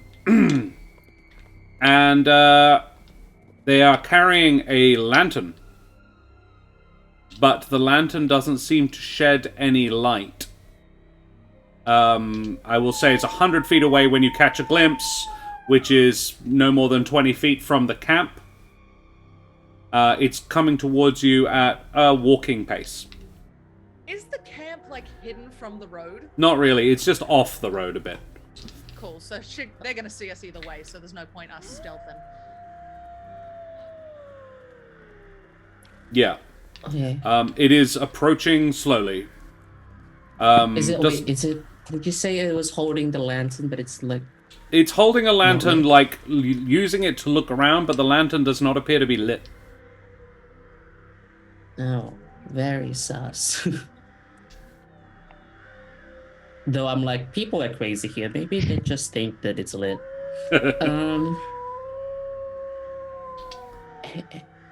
Did they acknowledge us as we walk? Make an insight check, Helvig. Okay. 14. Doesn't appear so. Okay. I'm gonna go as it talk gets to them. Alrighty, as it gets closer, Trish, I presume you're going with Helvig? Yeah, alrighty. As it gets closer, or as you get closer to it with your 25, you can see that this rider was a Vulpin a long time ago. Oh no. Now only bones and a tattered saddle remain, seated on a skeletal mount. Both wear ruined ringmail, and the Vulpin carries a lantern that sheds no light. It is, however, lit. It's just not shedding any light. The rictus visage of the rider turns to observe you as it approaches. What do you do? Evening. Hello. Fancy weather we're having.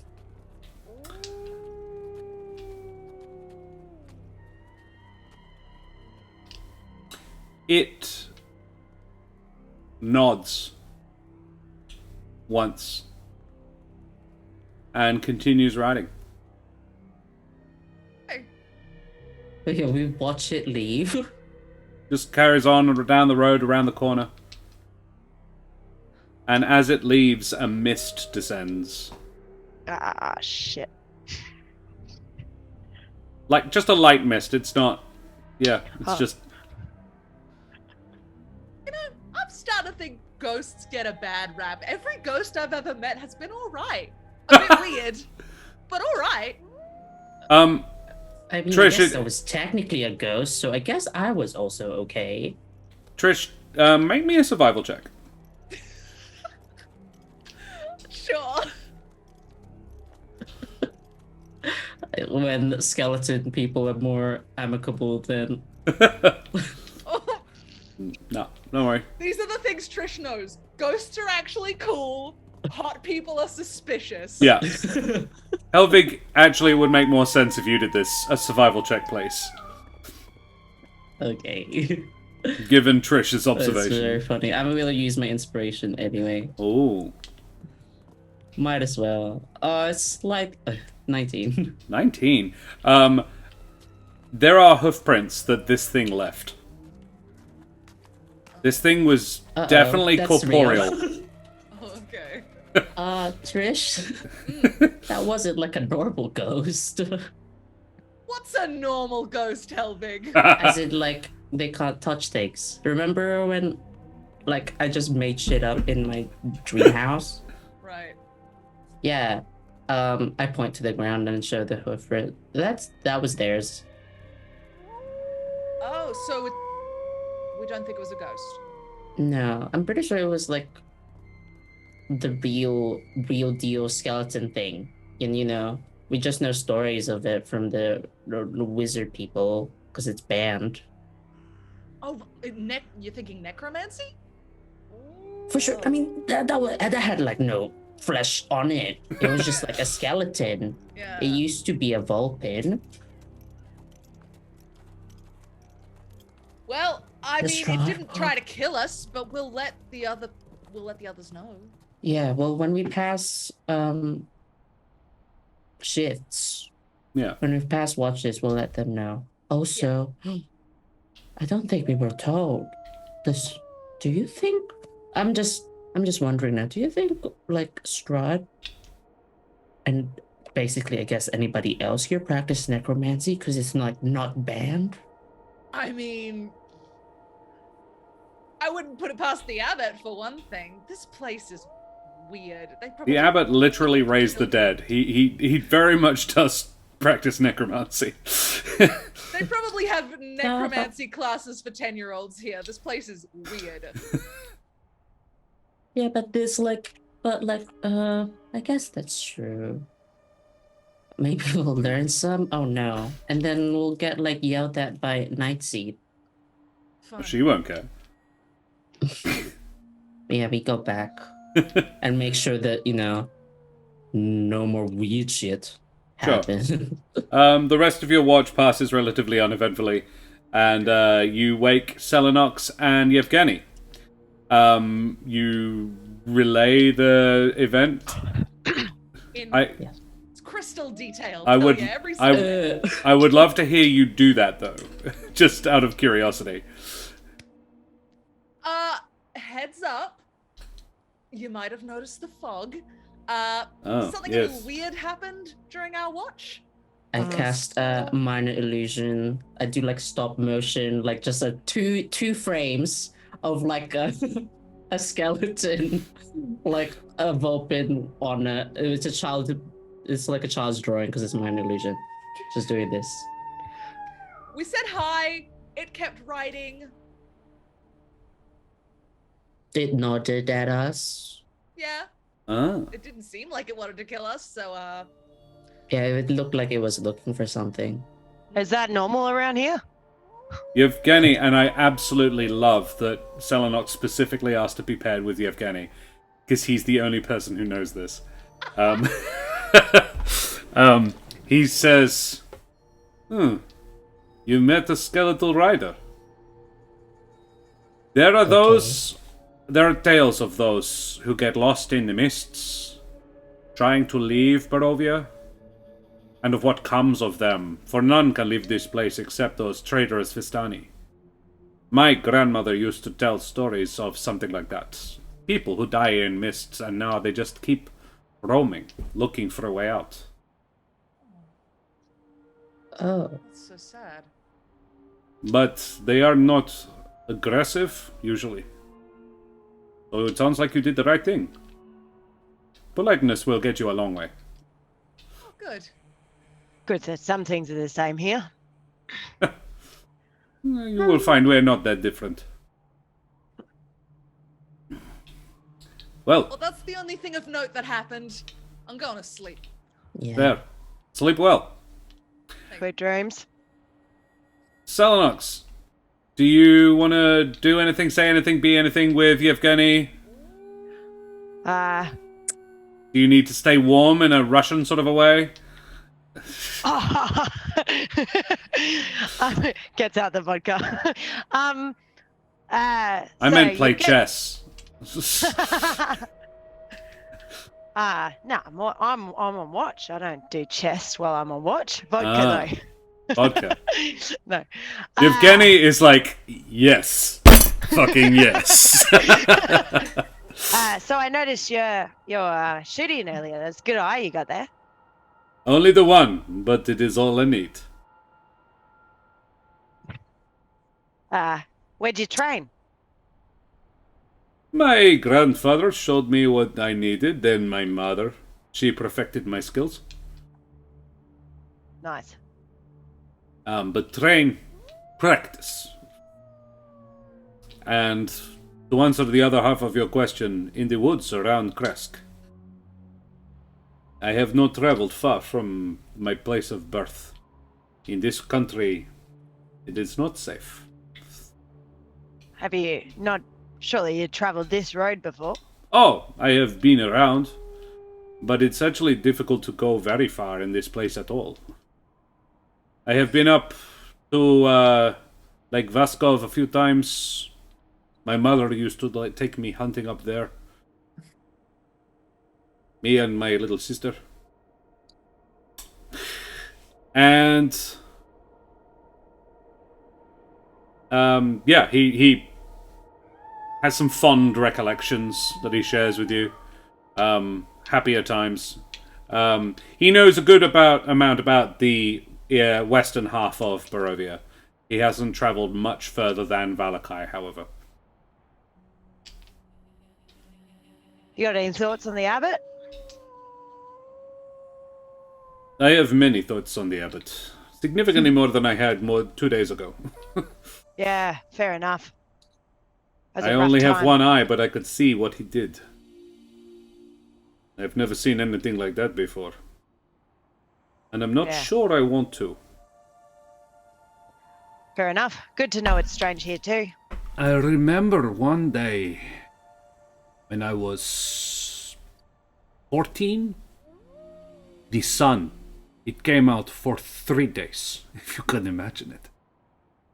And the high noon of the second day, it was like that. Too bright to look at. This was when I had 2 eyes as well. I'm not sure I like it. Too bright, you know?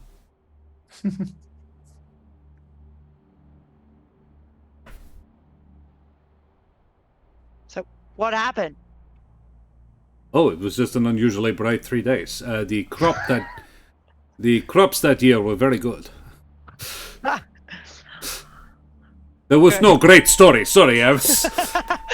You did a great setup for it, mate. Well, I suppose the difference is, as I understand it, where you are from, the sun, it shines every day. Yeah, usually. Yes, here not so much.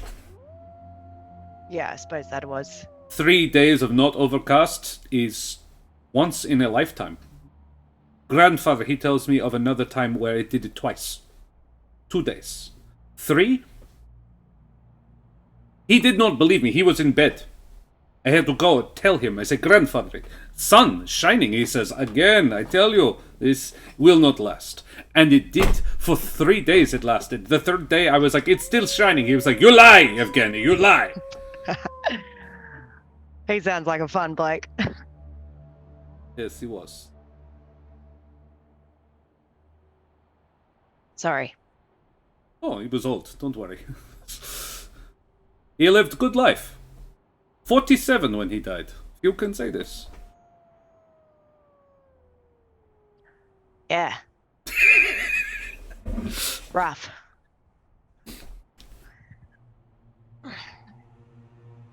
Cool. Without wanting to belabor this conversation any further, unless there was something you specifically wanted to know from Yevgeny, yeah, the rest of the night passes without incident, and I think we will take a short breaklet there. So yeah, we will go, we will head, and we will be back in 5 minutes or so. Very badass. I want to protect this man. Yeah, it's Evgeny's fun. I He's like too it. powerful. He's gonna get like smited from the sky. I can sense it. Alrighty. We will be back very shortly, guys. Say goodbye, everybody. Bye, everyone.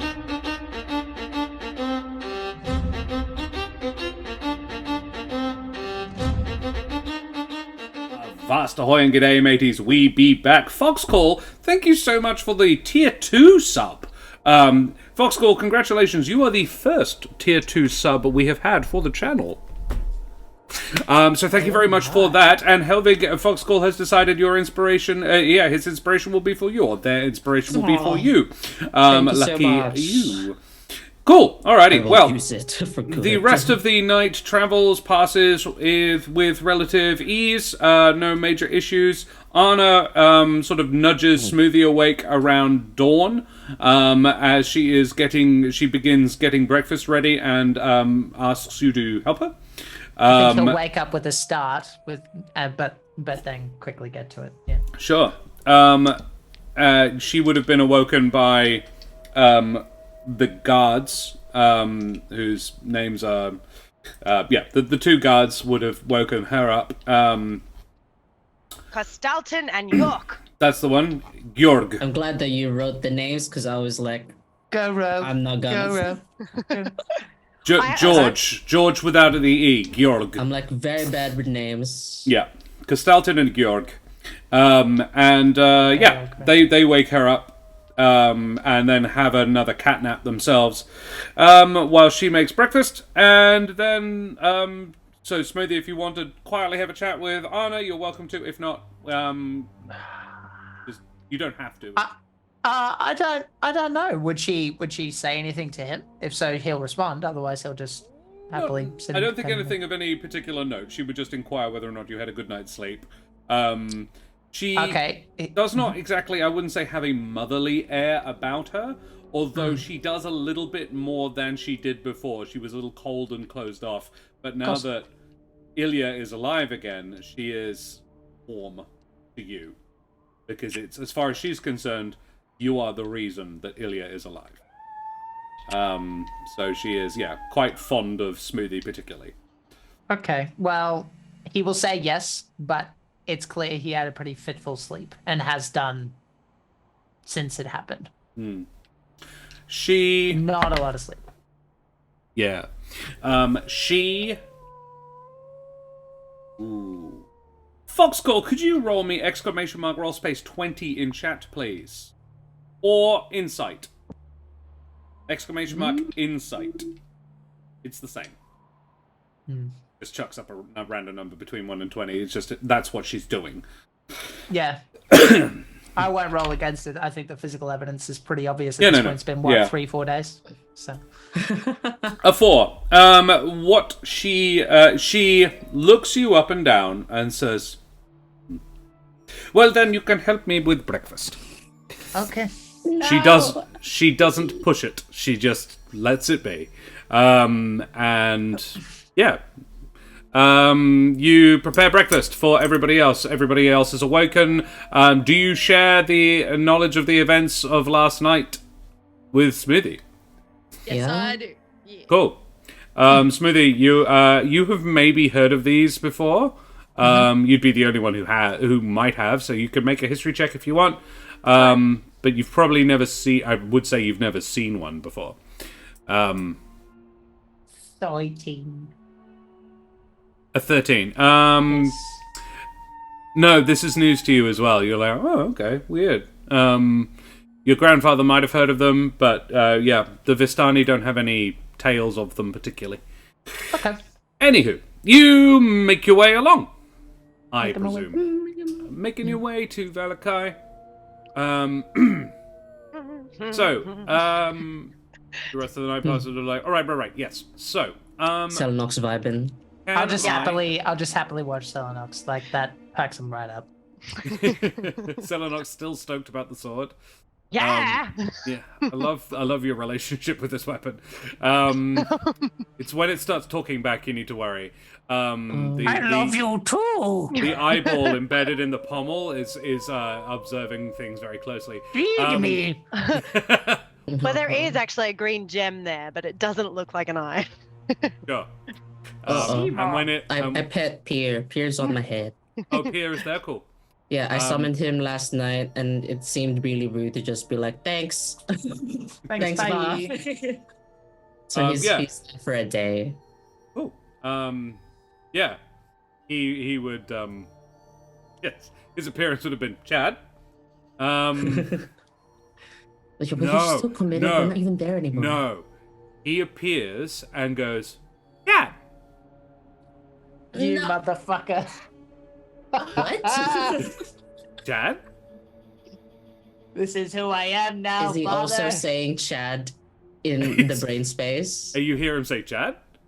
Like, and then he says, Pierre. Or Pierre. Like, it's like he's basically questioning, which should I be right now? Who am I today? Is this a stealthy situation? Or No, What's the sitch, boss? Here's fine. Chad? Pierre? We're not using Chad and Todd right now. He nods and says, Pierre. Did you gonna just say bring it back. Chad? Chad. No, but did you hear yourself say Chad? Chad. And you hear him say, learn. Oh, Yay! great! I'm happy for you. What a smart boy. He's the best Yeah, boy. I give him pets as we like break down, just like before. Like, yes, there's a skeleton dude and a minor illusion, Hi, and I'm just Super petting. Nintendo Chalmers. Yeah, but yeah, he's around. He's around right now today. He's vibing. Yeah. Cool. Can I get perception checks from everyone and Chad? And Chad. That's Is it faster, Josh, to assume that I'm listening and then correct me otherwise? This is a site-based one. This is a site-based one. So yeah, when in doubt, I will be rolling healing ones. So tell me otherwise. Sure. Trish is still thinking about that skeleton. It's I'm very still distracting. humming. Coaching Honestly- Society, thank you for the follow. And we have, wow, the highest was an 11 from Hold up, Smoothie. Why do you think I Chad. wanted to listen? Let's I have had Chad. to just, Yeah, we I need just had to Chad. look up. Bam. PSE's So all. this Surely, is, this surely. is I, plus 3, I tell you what, 21. There Love you it. go. Chad. Yeah. I really enjoy it because that's what Omi rolled a straight 20 for Pierre. So we will that's Oh, functionally. hell yes. Yeah. Hell yes, Obi. Pierre or Chad notices Smoothie, it is appropriate that this is what you notice. A little about sort of mid-morning, like sort of 10, 11 in the morning. No, 10 in the morning. Sure. You spot a little it's a little shrine on the side of the road. A roadside shrine. It's about it looks like a bus stop, really. Like just two posts with a little roof. Yeah. But it's only about 2 foot tall. And it's designed clearly to just shelter a little post, third post in the middle, that has carved on it the symbol of Ardea and Titan. And yeah, I'll just wave it as we go. you would be aware that the agents of Strahd regularly destroy these whenever they find them. And it is something that you and your grandfather regularly repaired. You have been to this one before. I didn't need that.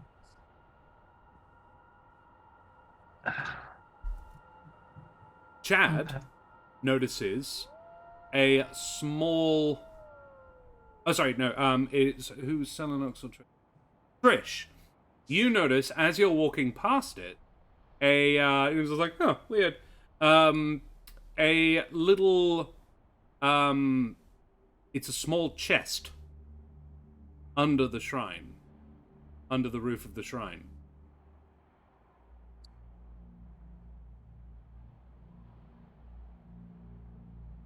About a foot long. Well, I'm gonna assume that's kind of a community pantry type situation. That it's got something to do with the religious. So I'm gonna leave it alone. Trish does know that offerings to the Amaranthines is not a standard practice, not a standard form of worship. They don't give things to the deities. The deities are not demanding deities. If it is pointed out, Anna would say, "Oh, that is a vid kropki." What's a vid kropki? It is old Burrowvia, it means kind box. Have a look. It might have something useful in it. Oh, okay. I'll have a look. So, yeah, she says, people give what they can, and anyone in need may take and give in return. Well, that's nice. Yes. All right. What's in there? You find three things in there. There is 2 days worth of rations, a small woven symbol of children, made of reeds. The symbol of children is the Luma Amaranthine, and the symbol of children is a yin-yang, but it's made of doves' heads. It's a white dove and a black dove. And the third thing is a small porcelain cat, about 8 inches long and painted in black lacquer. It has a silver name tag which reads Pet. That's adorable. That's adorable. Do you mind if we stop for a minute? Just 5 minutes. I say to the gang. And I would like to try and scrounge craft a sigil of Hath. Cool. Yeah. There is quite a bit of stuff around. Yeah. How describe? You're in a forest setting. There is long grass. There is trees and so forth around you. There is probably some bits and pieces in the cart itself. How would you make a symbol of Hath? All right. Well, I'm pretty sure that the symbol of Hath is like an infinity symbol, because Hath is all about knowing things, and also it kind of looks like the little Mapatch mask, which is cute. Yeah. So I get some long bits of grass and sort of fashion them into that shape. And then I want to see if there's anything pretty, little, small flowers to kind of adorn it. It's like a little mini wreath. Yeah. That's what I'm aiming for. Hath has an aspect of starlight. So you can position daisies in it, little stars where they would be, but it's not like there are 3 here and 1 there. It's very much just a scattering of stars across the symbol. And yeah, you find a darker side sort of rushes, so they can be, you make it because it's black specifically, the symbol, but yeah, you do a very good job of it. And yes, you make that. Okay, I add that to the box and I don't take anything. Okay. And while you've stopped, here notices and points out to Helvig, here, thing, and nods sort of the chin up nod towards a scarecrow. It's a bit of a back of a ways away from everything else, partially obscured in the bushes. Quite near the shrine, but yeah, just standing near the shrine, about 20 feet back into the bushes. Cool. Are there crows? Is the scarecrow doing its job? There are no crows nearby. Okay. Omi, roll for initiative. Yeah. Oh, I love scarecrows. What is that? I don't know if we've seen a scarecrow fashioned like a person before. I'm assuming it's fashioned like a person before. It is fashioned actually like a humblefolk. Cool. It is Okay. designed to look For sure. not unlike a Mapatch. It's wearing like sackcloth clothing, and its face protrudes a bit, like it's got a snout. It's actually kind of hard to tell. It's the tail that makes it look like a Mapatch. It's basically got this large bag stuck on its rear end to make it look a bit Mapatch-like. Cool. I haven't seen a scarecrow in a long time. That's a scarecrow, Pier, if you don't know what it is. Here, Scarecrow. Here. Yeah. Weird. Yeah. Here. It's supposed to scare off crows. Oh. Here. And not scared. Yeah, you're And you're he not puffs a crow. up his chest like, yeah, you're so brave. Chad.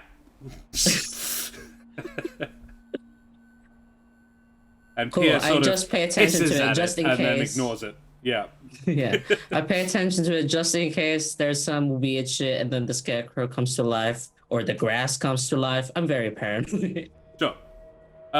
It fails to come alive. Trish, you put a little symbol of Hath in the kind box and you continue along your merry way. Anna nods approvingly, and actually would have been the one that got the daisies for you. And sort of, yes, perhaps these 4 stars. Kindness is important. Yeah. Cool. Very well. You carry on. A short while later. Can I have another perception check, please? In fact, no, sorry. Chat. Can you roll me? Dex Strength Con. Hey, man. Could you roll me a 1d4, exclamation mark, roll space 4 in chat?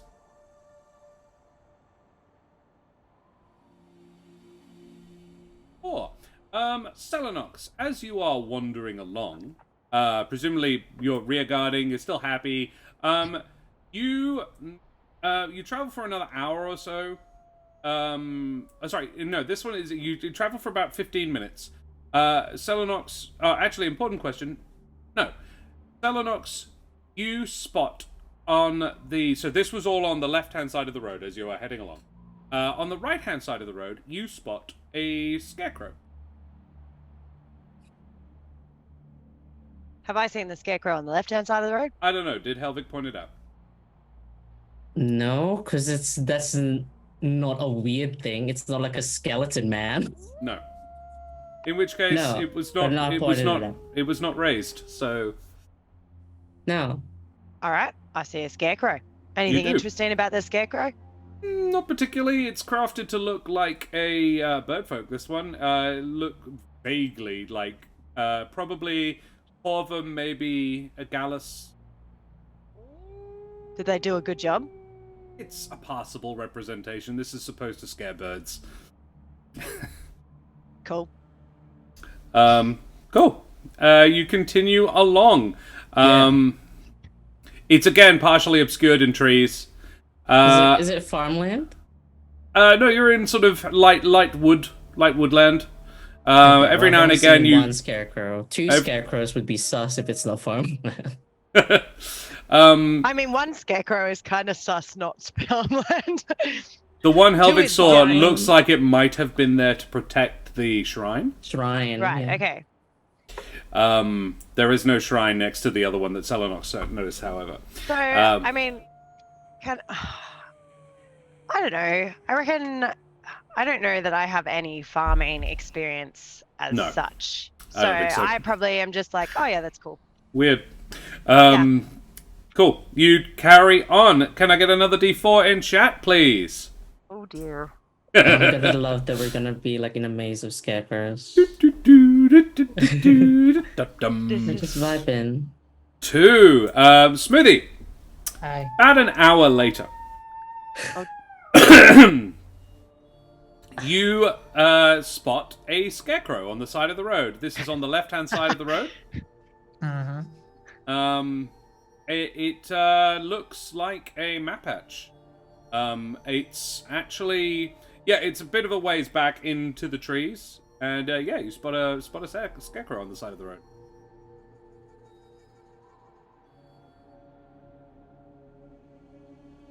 Does it look familiar? If Helvig didn't point out the first one, no. He did to Pia, and I have ears the size of radar That's true. dishes. It looks Yeah, very I did familiar. talk out loud. Yeah. I don't point it out to anybody. Yeah. Sorry. I was Yeah. just saying that, yes, I agree. I don't point it out to anybody, but I did speak to Pierre did out speak loud, out my loud. side of conversation. Yeah, Yeah. Jack can't not listen, so yeah. Yeah. Or Smoothie, rather, can't not listen. 17 yeah. passive perception. Yeah, it's the Yeah. thing. Fair.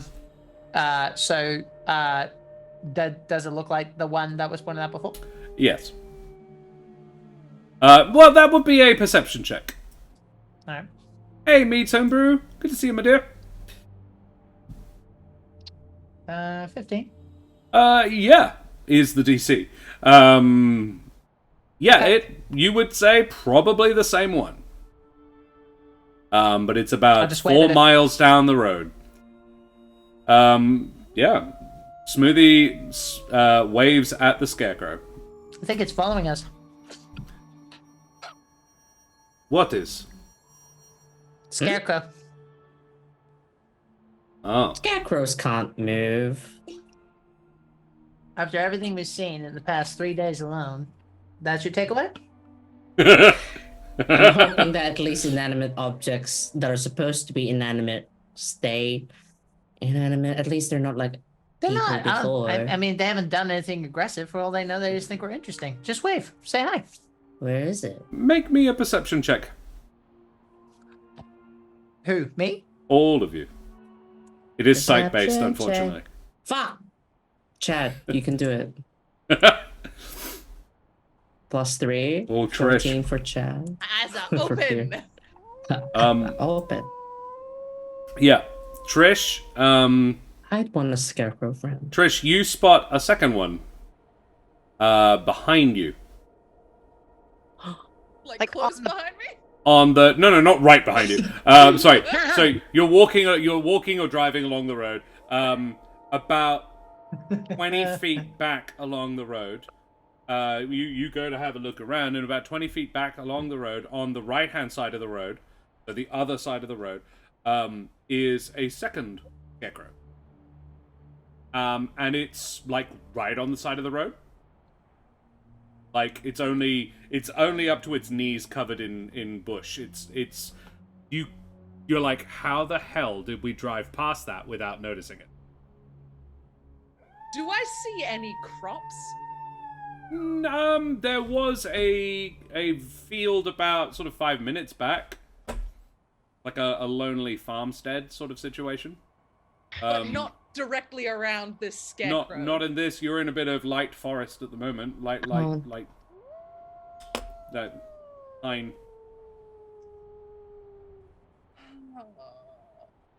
You point.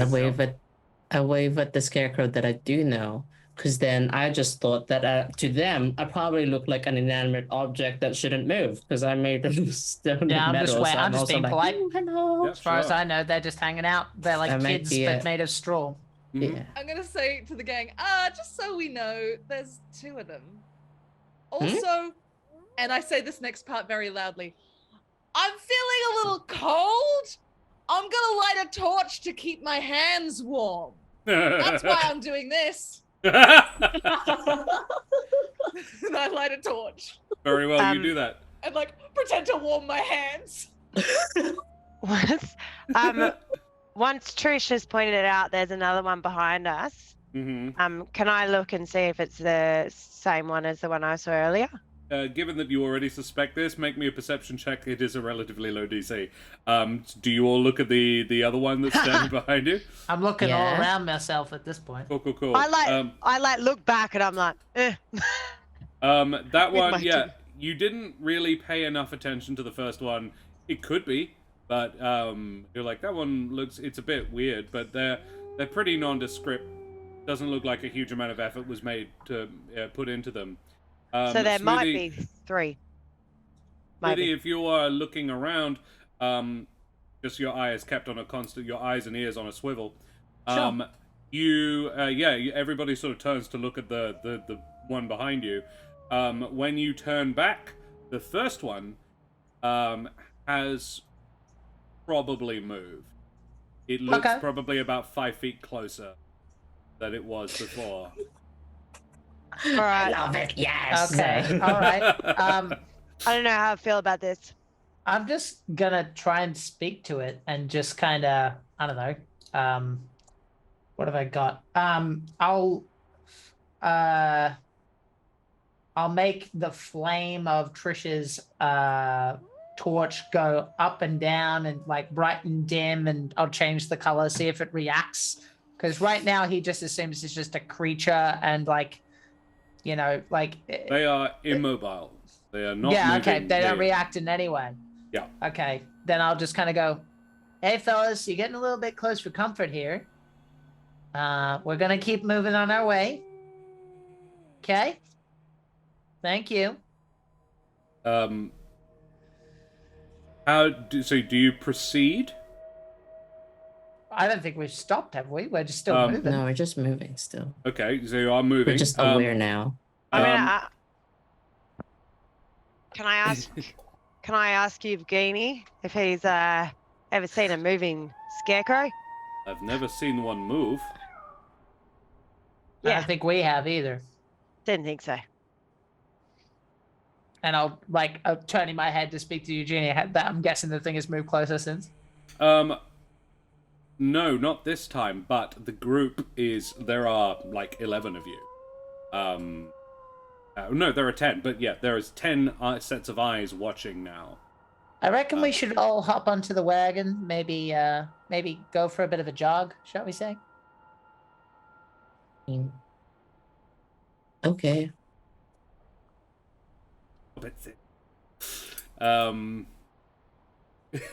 Yes. Yes, I thought of the angels as well, and it's scaring me a lot, hobbitses.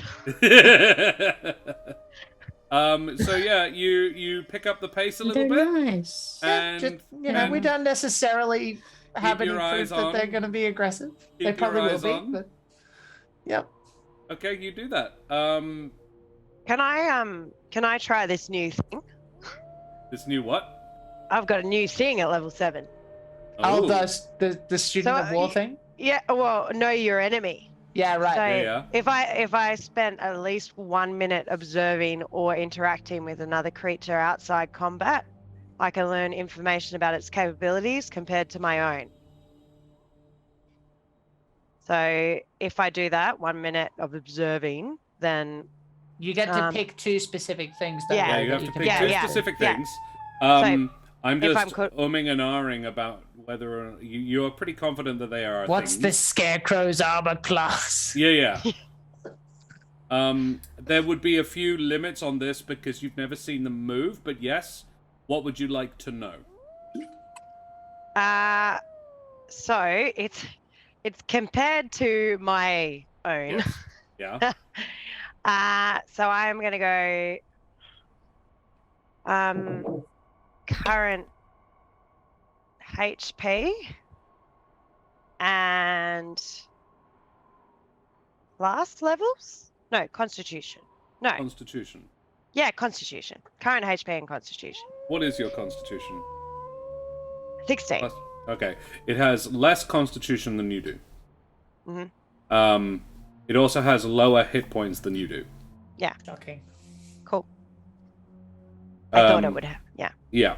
You do have quite high hit points, as I recall. I have high all of these things, which is, yeah. Maybe we can be inanimate buddies. I'm only umming and ahhing about it because I'm like, it's technically not actually a creature. But I allow because these are not standard scarecrows. Obviously. So yeah, as you are sort of jogging away, Celinox has been like, I'm watching. Yeah, you figure basically I feel like this is like worked out. Like you're pretty sure these would be less durable than you. Is really what you're working out how if you had to, you would break these things in combat. That's what your Battlemaster mind is doing. So that's how you are able to figure this out in this particular context. Mm-hmm. Yeah, you dash off. Basically, you make a swift exit from the situation, and yeah, Can I get a D4 in chat, please? Hobbitses, would you roll exclamation mark roll space 4 for me, please? Come on, Hobbits. I'm so keen. Dad's like, yes. Yeah. Must roll. Let's go. Roll. Roll space 4, not just exclamation mark 4. Like this, but without That the one. Yeah, Dan is always quick on that. thing.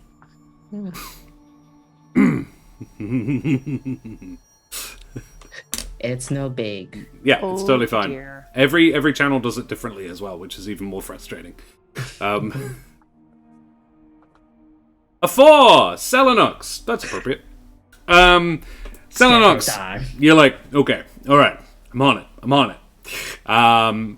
Yeah, you get about 2 more hours. Just sort of midday has come and gone.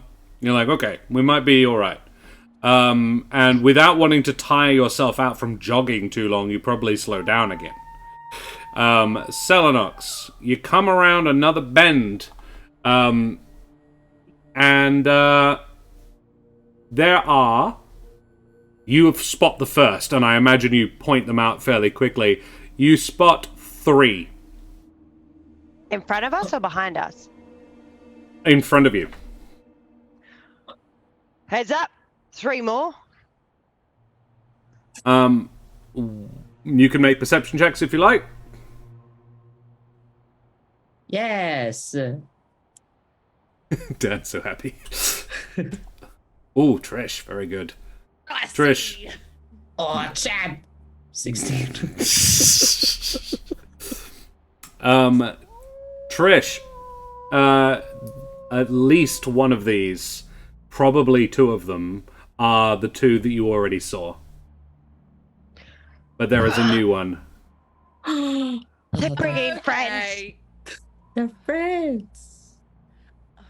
They are about 50 feet up the road from you, because it's quite narrow, twisty-turny road. It's just hard to get a very long amount of distance ahead before you see stuff. So you come around the bend and they are sort of there. Yeah. Did Smoothie make a perception? 24. Oh, Smoothie, you would notice a rustling behind you. Shit.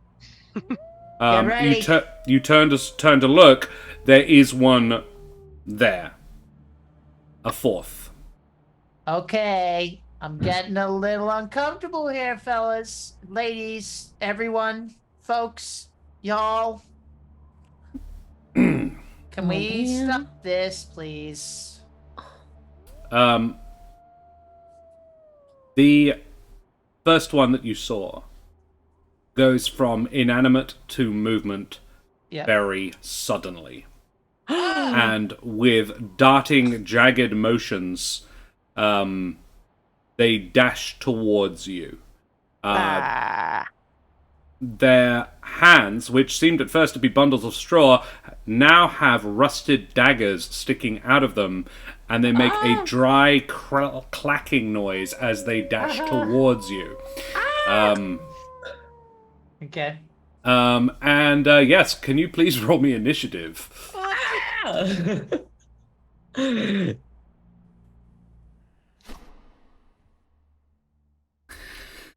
I love it. I feel like Smoothie was very polite to the scarecrows. He There was. No need for this Smoothie is attack. very polite. And sometimes the thing is just gonna kill you.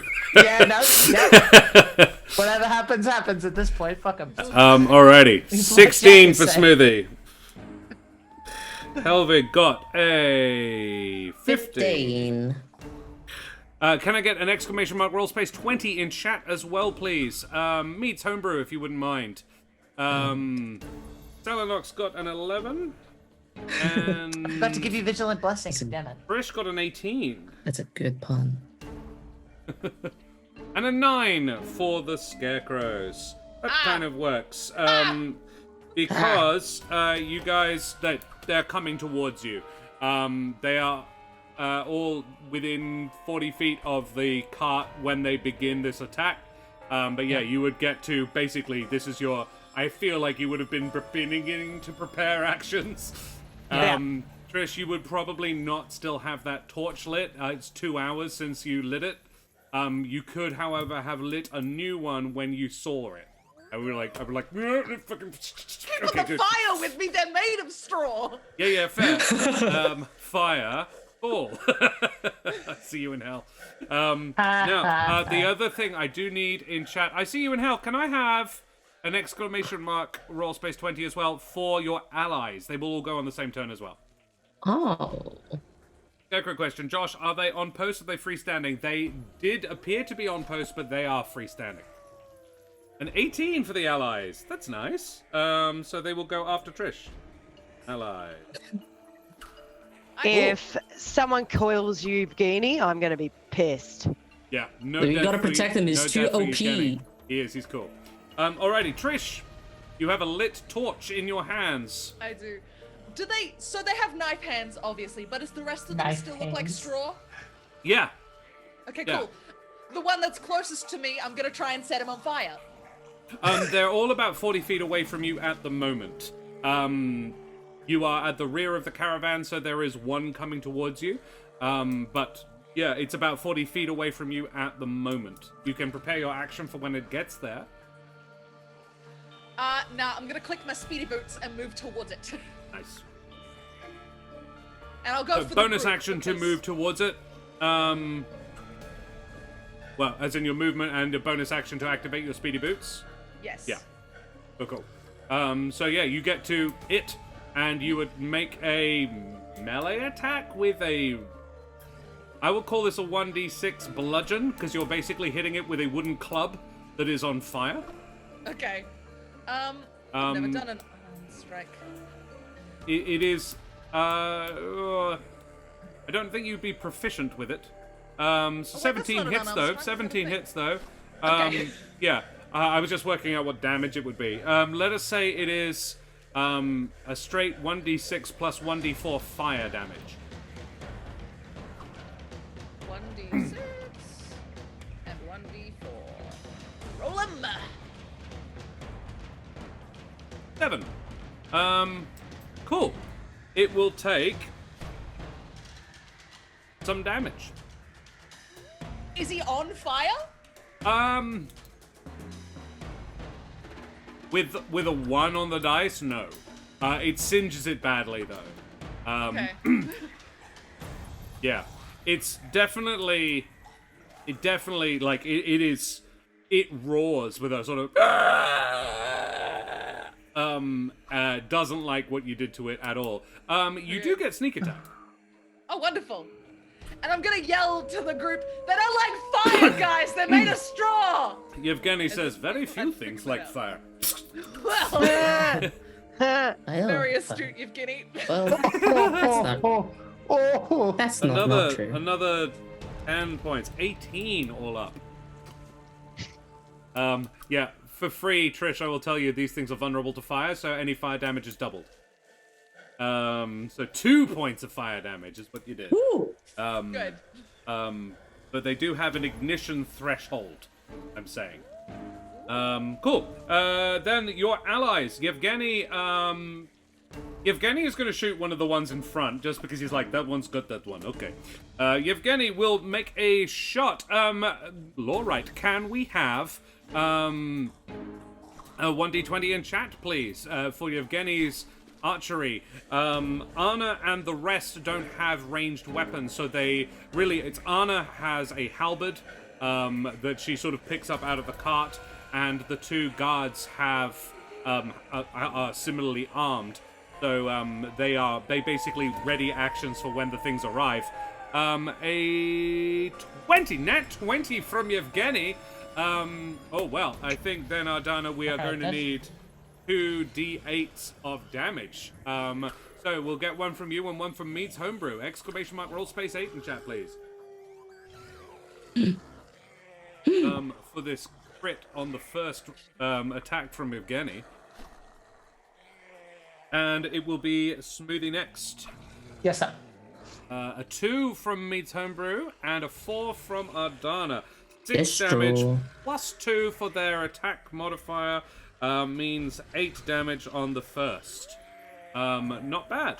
Not bad at all. Smoothie. Hello. Spiritual weapon. Let's make it in the form of a torch, even though it doesn't actually do fire damage, but symbolically. And I'll attack one that's looking damaged-ish. The one that Yevgeny shot, or Trish's? There are 3 in front of the caravan and 1 behind. That's the one Trish is fighting. Probably the one Trish. Well, no, actually, I think Smoothie's learned enough about Trish that she wants to keep hitting things. She wants this. Because meta. But I think I miss anyway with an 11, so it's a moot point for that one. Yes, or you I do, might not. Unfortunately, it dodges to the side. And Yeah, that's a bonus action. I'll do Sacred Flame on the one in front of Yevgeny. Cool. The one Yevgeny shot. Sacred Flame is a Wisdom save. Dex 16. Dex 16. Straight 2. It misses. It takes the damage. 5. 5. And it is radiant, right? Yes, sir. Yeah. And that's Cool. my turn. Love it. Helvig with Celinox on deck. Okay. Well, this will be simple. So I just take Pure Chad in my hands, or like a falconer. I was gonna like cock him like a gun, but we're not gonna do that. We're gonna do. Sure. I gotta. His tail kind of like goes in a little like socket thing, and then we're like, go get him! And then he like opens his mouth and then shoots 2 Eldritch Blasts. Amazing. Love it. At the one that's behind us, because I'm gonna try and push it back. Oh. I don't know if we're still moving. I'm assuming we've stopped, but The one yes. that's behind us, so next to Trish. Oh, is that where Trish went? Yeah, Trish is behind you. Oh, I don't want to push them back, but I will hit them anyway. Very well. I love Does to it- go quickly to the toilet. I'm guessing we're in motion from looking at chat. Yes. 19 on the first. Yeah, 19 on the hits. second. Here's the first one, minimum damage. That's okay. Close to minimum damage, also fine. My D&D Beyond has stopped updating. No worries. It is total of 12 force damage. Force damage. Excellent. Yeah. Just 2.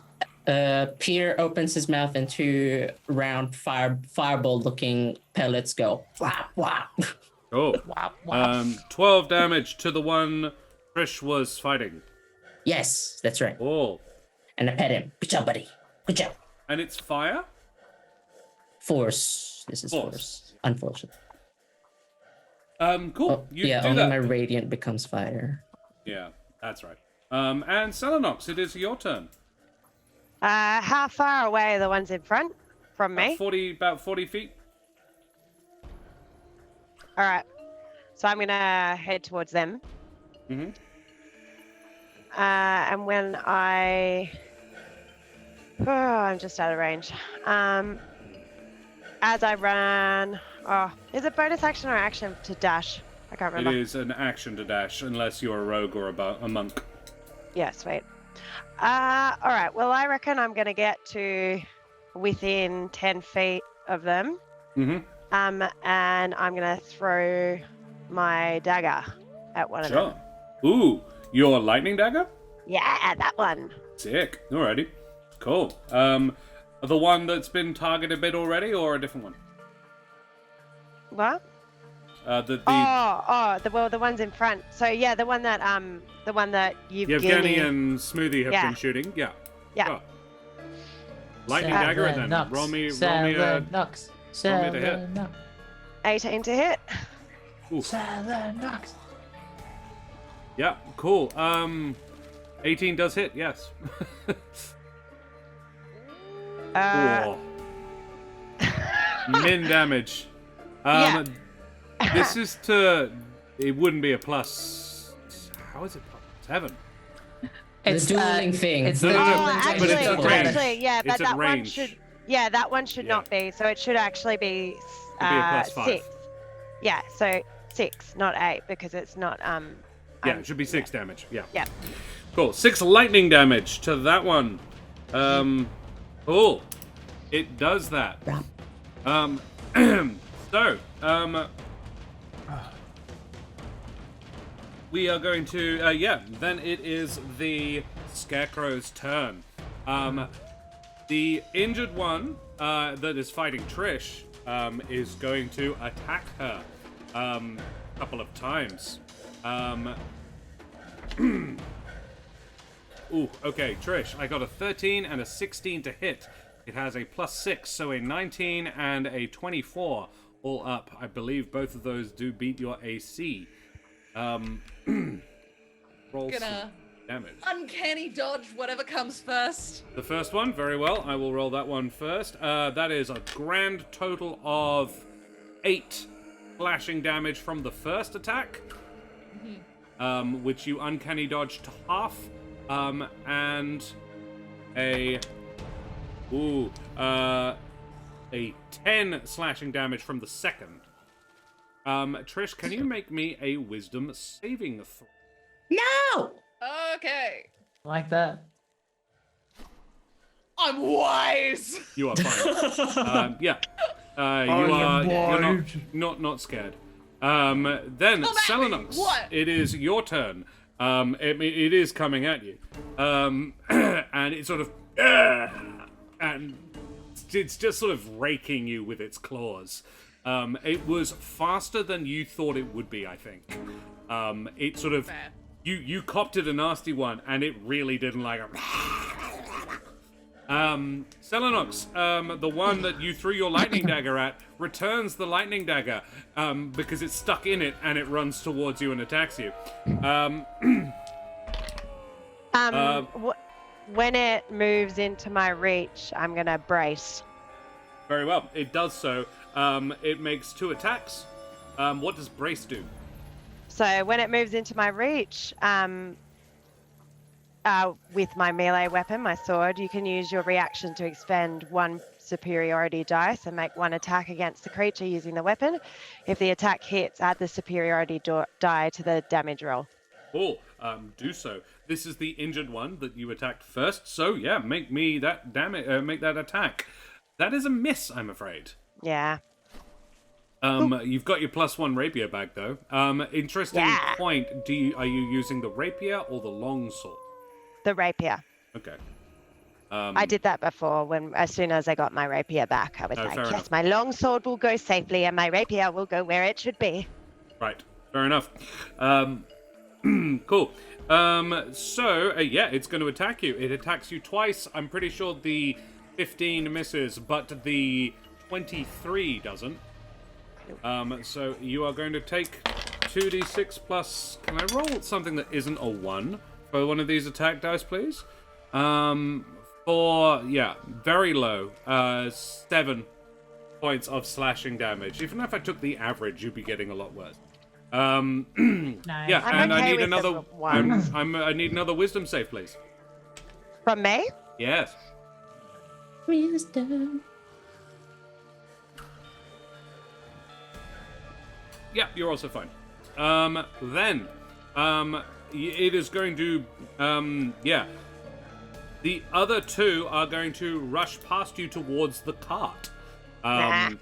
They move the full 40 feet distance between you and the car, between them and the cart. They're really nippy things, and they get to, one of them is going to take a pair of prepared attacks from Anna and Georg. Celestra, can you roll me roll space 20 in chat? And can I get another one from Dex Strength Con as well, please? This is for Anna and Georg's attacks. And while we're at it, I need a third from I'll See You in Hell, because not Evgeny,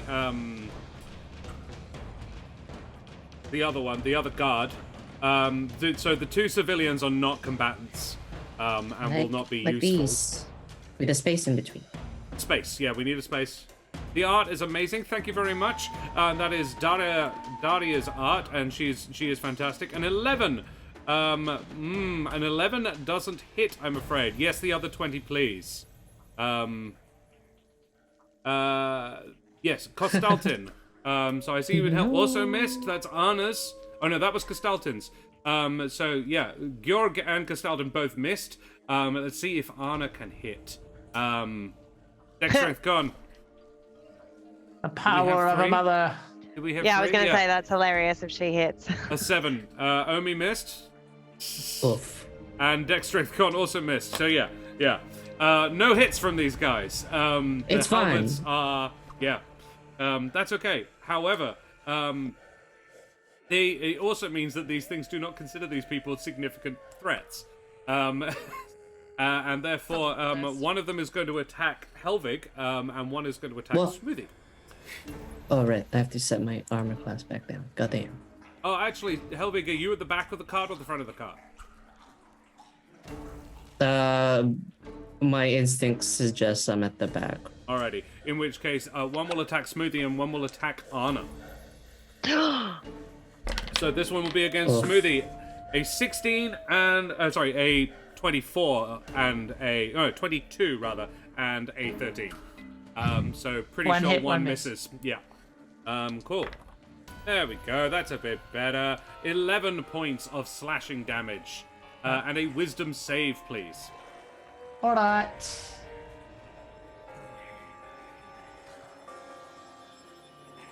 $26. Yeah, you're all right. Yeah, just 26. Wisdom casters. Yeah. And the other one is going to attack Anna. A 16 and a 19. I will just check because she does actually have stats. Do you like my my attack, my skeleton attack sound effects? They're certainly They're adding to lovely, the atmosphere. I'm handling them better than I was the screams last week. Yeah. But the screams were so... they were so harmonic and... Oh, that's right. I know what she is. I know Yeah. what she is. She's a noble. Yeah, Chernobyl? she's a noble. 5A noble. She is stats. not. She is not the death of many Russian people. Yeah. Russian? Chernobyl? Yeah. Yeah. I think so. Yeah. I think that was right. I think that was factual. I think that was a factual joke. Yeah. Actual joke. Fact check the joke. There we go. Oof. Yeah. Her AC is 15. So she would get hit by both. Oh, Anna. Bag's not telling Dimitri. Yeah. Anna goes I'm on down. Ah! I'm on it. It's all right. Anna It's is all right. badly cut up. I'm right and next to yeah, her. she goes down. You are right next to her over Smoothie. Yeah. And Smoothie John will goes, be panicking. "Oh, I'm no." fine. That not good. Top of the order, it is Trish. All right. So I'm going to look at this thing and say, "Do I look like a bloody crow to you?" And go into a barbarian rage. This is Noted. such a television show. This episode. It's like look, many things are afraid to fire. Do I look like a crow? So many good lines. Yeah. And now that I know I can't just set it on fire, I'm going to stab it with my ember lance. Very well. Ah! The Oh, ambulance that's the comes wrong one. out. That was my dagger instead of my ember lance. So. 14. Trish, you hit. Yes. It's the attack roll is the same for the ambulance and for the dagger, so That's good. Okay, and my ember lance is 1d8 plus 4 as well. Roll a d8. and it does fire damage. Yes, it does. And don't forget your sneak attack. Yes. 5 plus 4, 9, which we double. So 20 doubled. Oh no, it's 9 doubled, so 18 plus 11, which is still like 27. No, 29. Yeah, Trish, how do you do this? Seeing that this thing is a thing that was constructed. My goal, I want to kind of uppercut the jaw and like pop off his head. Yeah, it's actually remarkably unsatisfying. Oh. Because it's just held together with string and straw. So you do that and you just take the head off, but it's like, oh, that was actually really easy. Like, either I'm stronger than I thought, however, the whole thing just ignites from the flames on your ember lance. You lift the head up, and then the head just goes poof, and just bursts into flames. Have I still got it on my lance? Yeah, the head is on your lance and burning really badly. Excellent, it's staying there. Right. How close am I to the other fighting? You are about 55 feet from the rest of the combat. Superb. I get over there because I can do that. Yeah. I'm speedy, baby. You are. You and dash I've got my over. flaming lance in the air like, Meep, meep. ah! You do that. Meep, meep. Then it is your ally's turn. Hey, Celestra. Seeing as you're rolling really badly, can you roll me another roll space 20 in chat, please? This will be for Anna's death save. Ooh, oh yeah, roll that natural 20. You can do it.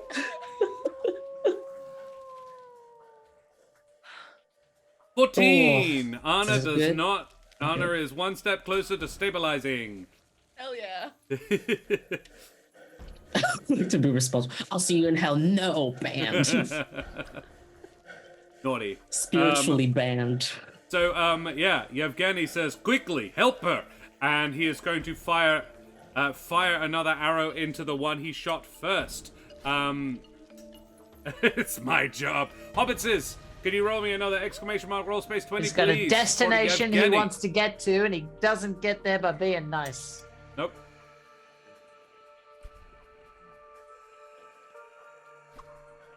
A 10 plus Yevgeny's 2 is not enough, I am afraid. Because it's up and close and personal now. Actually, no, this is the one that's engaged with Celinox, and he's like, I can't see past, damn it! And his arrow just Sorry, mate. nicks the thing's shoulder. It's like, trying to help. And then he says, more are coming. Shit. Ah, fuck. And Smoothie, you can confirm there are two more, one coming from each side towards, coming out of the woods. You can hear that. The other two who are still up, Georg and, get the other one, are going to attack the one that brought down Constantine. Anna. Constantine? The Stalton, that's the one, yeah. Oh, They Stalton. are both going to attack, and just for speed, I'm going to roll it. A 19 and an 18 and a 7. The 7 will miss, but the 18 will hit. And I recall halberds are 1d10 weapon. So doing 1d10, a 7 plus 1, 8 points of damage to the one that was attacking Anna. And yeah, chop's a good one. Next is Smoothie. Okay. Let's go with a mass healing word. So I will give myself this. Celinox, have you been hurt? Yep. I'm Trish has little. definitely been hurt. Helvig, have you been hurt? Nah. No? Okay. Anna. And so there's 3. Yeah, Anna as well. And if there's any other 2 NPCs that have been hurt, give it to them. They will get 8 points of healing, all of them, That's pretty cool. including Anna myself. is back to 1 point off max. Nice. Yeah, and as my action, I'll just do Sacred Flame again at the one right in front of Anna. Oh, makes a dex save. Yes, 12. 12 is a fail, Mhm. so it takes 10 points of radiant damage. Cool. Nice. Yeah, that was the one that Georg hit. So it has taken 18 points of damage now. Trish has killed one, and the one in front of Celinox has taken 19 points of damage. Helvig, it is your turn, then Celinox. Okay. end to end, how far? What's the distance end to end of the caravan area? I would say like 15 feet of the caravan itself. Then it is a further 40 feet on to Celinox. And that is basically the range of where everything is, and no more than 10 feet wide at any point. Okay. So 50 altogether. Okay, I'm gonna go to the center of that line. Uh-huh. So I catch everything in a 30-foot radius. Oh. Okay, dokie. We're gonna see some more Modron action? We waddle over. If only that's half as wide, Josh. That's 15 foot. Then I'd have to like walk around being like, come on, chase the scarecrows. They're faster than me. That seems like a very bad idea. I think of something inspirational, like a hero in a storybook would say, and then like Pierre's like, "Oh, we got this. We'll make this a show." And then he starts like doing like laps around me skyward, like in a skyward spiral, and I'm like, "Tell the people what you see today," as I cast Beacon of Hope. Okay.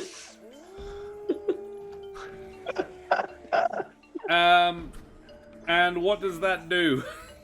In a 30-foot radius around me, I choose any number of creatures, which is my friends and all my allies. And allies, For yeah. duration, each target has advantage on wisdom saving throws and death saving throws, and regains the maximum number of hit points possible from any healing. Heck yeah. Cool. Wisdom save, very useful. Going forwards. Yeah, cool. Celinox, it is your turn. Unless is anybody Helvig's else anything hurt? Does it look like that is within? Anna's not at max, but I think everybody else just about is. That's okay. I'll just save it. That's my action, and then me and Pierre do a fist bump. Yeah, we did it. Cool. And Pierre goes, Chad! Oh, Pierre! Yeah, whatever works, man. Cheer! Yes. I love him. I love him. Cheer! Celinox. To keep them from fear. Yeah, I'm gonna hit him with my rapier. Do it. There you go. Merc- Classic. Oh, Classic Coke. this is... God damn it! I'm gonna do it again. Nah, let's use my Invoke the Amaranthine. You can have my 19, Celinox. What? He's gonna give you the It's 10 now a 19. 19. 19 plus numbers. hits. Woo.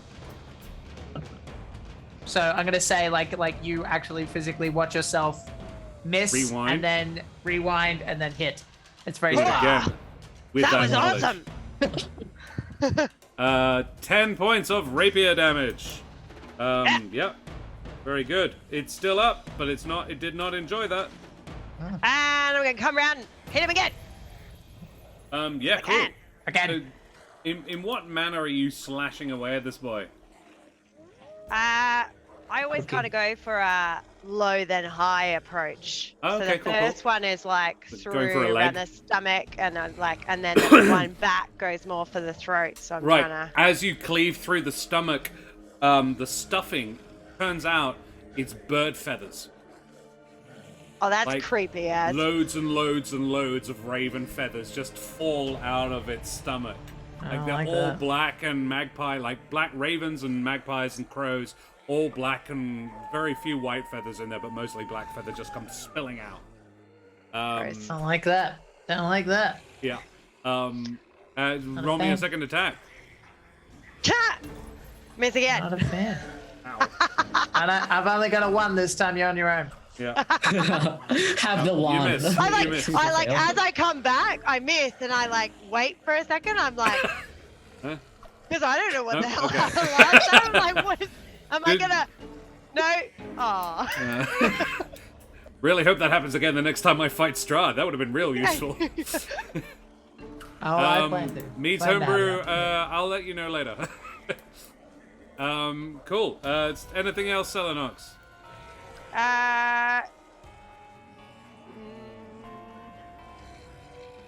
No. No. Cool. Alrighty. Yeah. 2 more scarecrows emerge from the woods one on either side of the cart. One basically barrels into Trish. The other will be, as in the ones that you heard coming before. Not surprise ones, like, what more? Yeah. And the other is tangling now directly with, Kostaltin. Georg is standing over Anna, who is awake, but like, oh gosh, that really sucked. So one is fighting Celinox, and I will roll that one first. Wow, pair of a 4 and a 5. That's probably not going to hit. Then one is fighting Trish again now. A 17 and a 13 plus 6 each time. So 19 and 20 numbers. That's gonna hit. So you dodge the first. Yes, I do. Okay. Wow. Good call. 13 points, which you quarter because you are raging. So 3. I'm mad and fast. Yeah. Yeah. And 6 then and the 3. second one was a 5 and a 6. So that is 14 points of damage, which you half to 7. You take 10 that round from 2 good hits. Stupid barbarian. Josh, can I when it misses me, I have a maneuver that can go off. Can I? Yes. So when a Attacks creature you misses twice. me, yeah. So when a creature misses me with a melee attack, you can use your reaction and 1 superiority die to make a melee weapon attack Do it. against it. Do it. Add the superiority die to the attack's damage Come on. roll. Yep. Very good. Do it. So Roll higher than a 5. for an attack? What? Yeah. Roll higher than a 5 on your dice to attack. But I do a normal attack roll first, yeah, right? Yeah. Roll higher on that attack roll. No. So that misses, unfortunately. And then, but I haven't done my. Does the D8 go on that? I haven't done the D8. It would, I No. believe. Doesn't it go It's on the damage roll, you damage? said. Oh no! On this one, I think it's a attacks. Oh no, you're right. Damage roll. God damn it! I'm rolling so bad again. Yeah, that's All right. 1s and 2s a lot. Yeah. I mean, you both just missed each other. It Cool. was just like ah. Cool. Then the third is attacking Smoothie.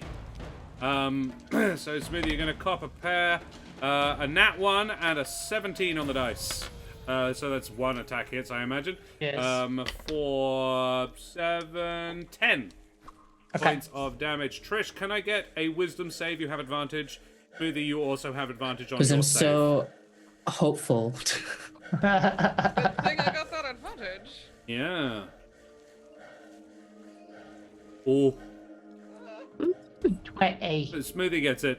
Trish, you are frightened of this creature. No. No. That's killing my vibe. You cannot willingly move towards it, and any attacks you make against it are with disadvantage for the next round. Fine. The remaining 2 will attack Georg and Stalton. Wow. Yeah, Georg takes both. Stalton is only going to take 1.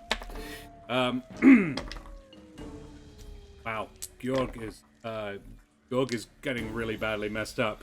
It's sort of like that's 16, 22 points of damage. Georg goes down. And Kostalton only takes 12. He is still up, but he is looking very badly hurt.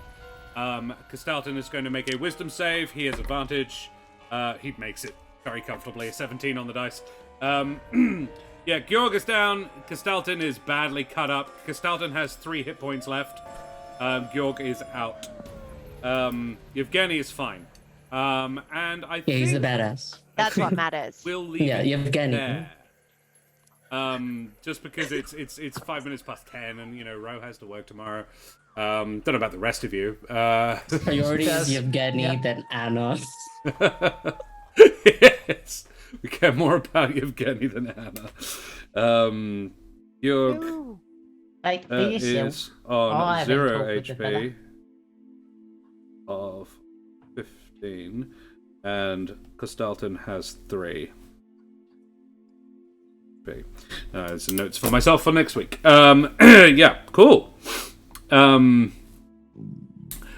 answer Small Town Creepy or Mead's Homebrew or Smut Geek's question, depends how they want to be referred to right now.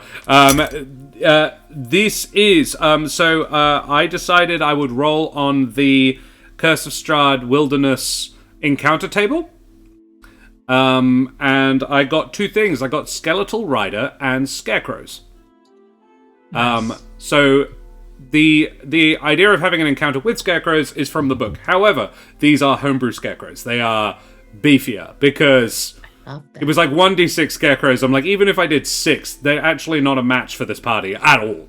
Particularly with some allies. Whereas this is a little bit more interesting. So, guys, thank you so much for playing with me. That was fun. Look, dude, I got schooled on branding from a fellow rider and change was needed. I'm sorry. No, that's totally fine. Love it. Yay, Homebrew Scarecrows. Yeah, you're very welcome. I will tell you what. I will put the rules for my Homebrew Scarecrows, Burrowvian Scarecrows, up in the Discord in the Hung, Drawn, and Quartered. There you are, because I'm not fussy about my homebrews. Basically, I just beefed up a normal. Killed it. Yeah. So we need to do our favorite moments. And you know what? As a change of pace, I think we should do favorite DM moments first. Yay! There you go. The day has come. He prompted it himself. He did. Hobbitses, No thank you so false much for the modesty. follow.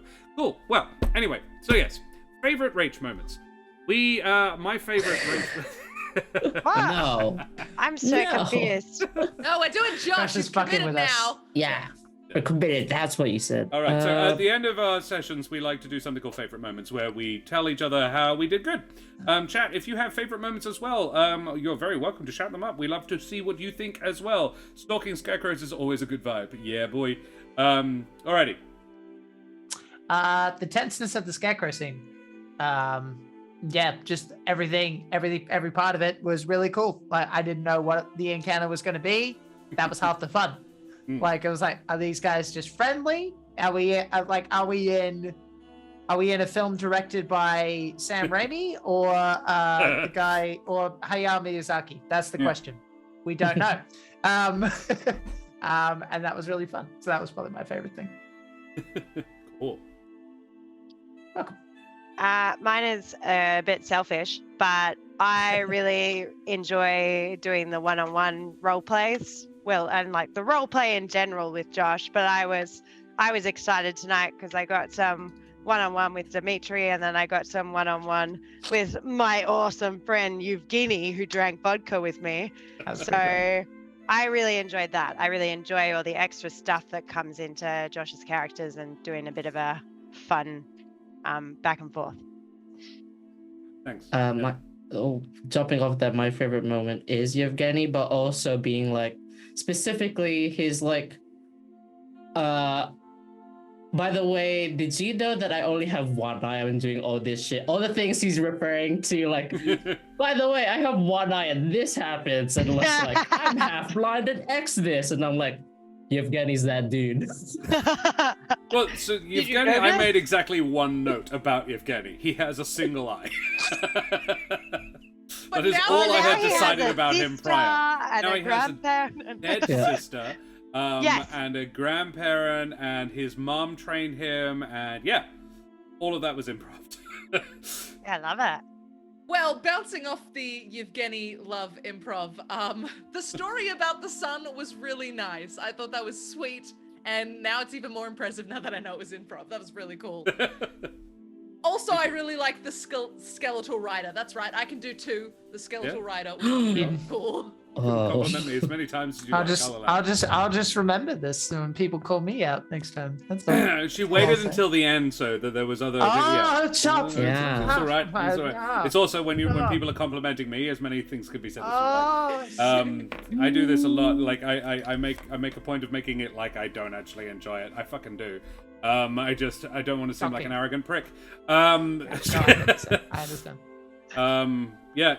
Favorite ones from chat. Favorite moment: someone attempting to recreate the scene from Close Encounters with the flaming colored flaming multicolored torch. Mood and tension building was spot on. Also, love how it's becoming hard to discern Josh and Pia Chad. It's true. It's literally Josh going like, I'm bored, Peter. Yeah, Chad. I'm gonna say Chad now. Yeah. That's a lot of people's favorites. If Kato Sullivan really liked Chad Pia. And favorite DM from Omi was Pia learning new words. Yeah, 100% Pia. I totally 100%. I took a genetics test recently. It turns out I'm 100% that Chad. No, Pia. That joke will stay in our brains. I love it. My personal favorite moment was a bit of planning. The scarecrow bleeding feathers was super cool. Yes. They eat crows. Yeah, I mean, got that and I was like, hell Revenge. yes. Yeah, and Dude. ravens. Eat my crops, I hate you. There's more to it than that, but yeah. My favorite was a little thing. Children is the god of trickery. And you found a children symbol. He's Hell. like a Loki kind of thing. Sometimes a good guy, sometimes a bad guy. And just this tiny, tiny little Easter egg. Fun. You found the children symbol. I also like that. I was like, which one of the symbols could be easily made out of straw? Children, yeah, that would work. You could do that. And then when I found out, it's the yin yang. Yeah, that was super cute. Not my creation. That is in the book. I really enjoyed that. Vengeful necrotic scarecrows. I also really enjoyed the description of the sword that I gave to Sally that she has not used. Yeah, I know. I'm That's my fault. I want to use it and find out as well because I'm like keen to I want to use it, but I'm It's also so like I cursed. got my rapier back. No, quite far from it. It's a real shame you're not using it in this exact fight. Lol. There's still time. That's gonna haunt Ro for the next week. Why do you think I said it? God damn it. Alrighty, let's talk about somebody else then. I have been thoroughly flattered. Let's talk about other folks. Let's talk about Ro. Favorite Rahema moments? I'm gonna get right in there, just like the happy. Yeah, nothing bad happened now that I am reunited with my rapier. Let's just I'm the go. same. Vibing. I'm the same. Yeah, just the Joyed sword is what I wrote. Yeah. I would say the hug was so gorgeous. Was so characterful, was so character building. We learned a lot about Celinox from that one action. Yeah, that's true. It was adorable. Yeah. It showed quite how much, because we know that she is not a hugger. And I'm getting weepy thinking about it. That was really sweet. Yeah. It gave us a real insight into A, how much the sword means to her, and B, how much somebody demonstrating that level of this clearly matters to you a lot, so I'm gonna go and get it for you. And then that interaction afterwards was chef's kiss to both of you. Thank you. I really liked Celinox specifically wanting to do her watch with Yevgeny, because to me it was like she saw he was clearly like the most badass person and was like, all right, you're the person I want to talk to for like a couple hours and vibe with. And I thought it was cool. And your back and forth was really cool. I like that moment. I reckon my favorite self moment.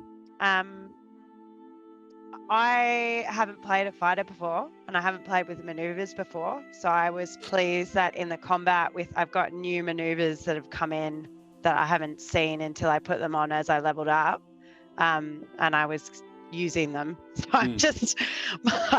I enjoyed using them, and I'm glad that I am, because obviously you can just forget them and then so yeah. Excellent. Alrighty. Well, that was very efficient. Dan, Favorite self moment? Oh, we have one from chat. Sorry, Omi says favorite row. So happy to have her stabby back. Stabby! Deck Strength Con reckons the hug as well. Props for roll for rolling with the poor dice gods. Yeah, Ro Far has out. It was really luck. bad today. Yeah. It is Plus, what it is. maybe you should have used a different sword. I don't know. Not a doctor. Wow. She just like runs Oof. back to the car next time, like, I'll just switch. I need a Yeah. different sword. Obviously, this one isn't working out for me today. I knew the moment that like I was doing this, I'm like, I know this is what Smoothie would do, and I know it's what Celinox wants and probably what Ro wants as well, but I know I'm kind of kicking Josh in the nuts because he's probably worked hard on this weapon. So I'm sorry about that. Yeah. Not magic, but something about it is. Dan, favorite Dan moments? Yeah. I really liked the description of the I'm not sure what it was, but the one that gave us the wisdom advantage. The beacon, yeah. With the like peer, I also, it's like in general using peer in your attacks and stuff was very cool. But the one I was the peer going up and creating that, and then the fist pump, like it was all just lovely. Yeah, they're buddies. Yeah. Yeah, pride appeared talking for me.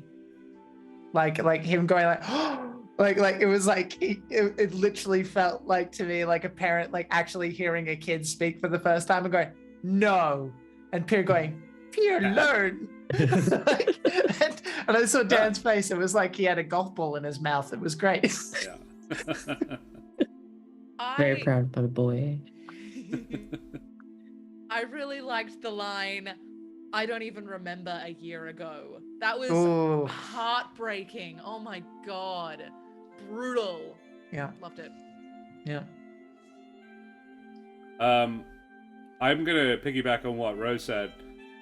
Incorporating him into your spells. I really liked your Eldritch Blast because I had a very clear mental image of what you did. He sort of lands on your arm and then sort of temporarily molds into it a little bit and becomes like a dragon's snouted cannon mounted on your arm, and you just and yeah, these two streamers of spring shoot out of his mouth, and I like to imagine it's with a beer and there's this noise, it just smacks into these two. I just thought it was so cool. Your Dan's descriptions are always really cool, and I just adore Helvig as such a. He is a badass, but he is also this really sweet and affirming guy. And you're starting now to lean into the kind of warlock we have made him, the warlock of the self.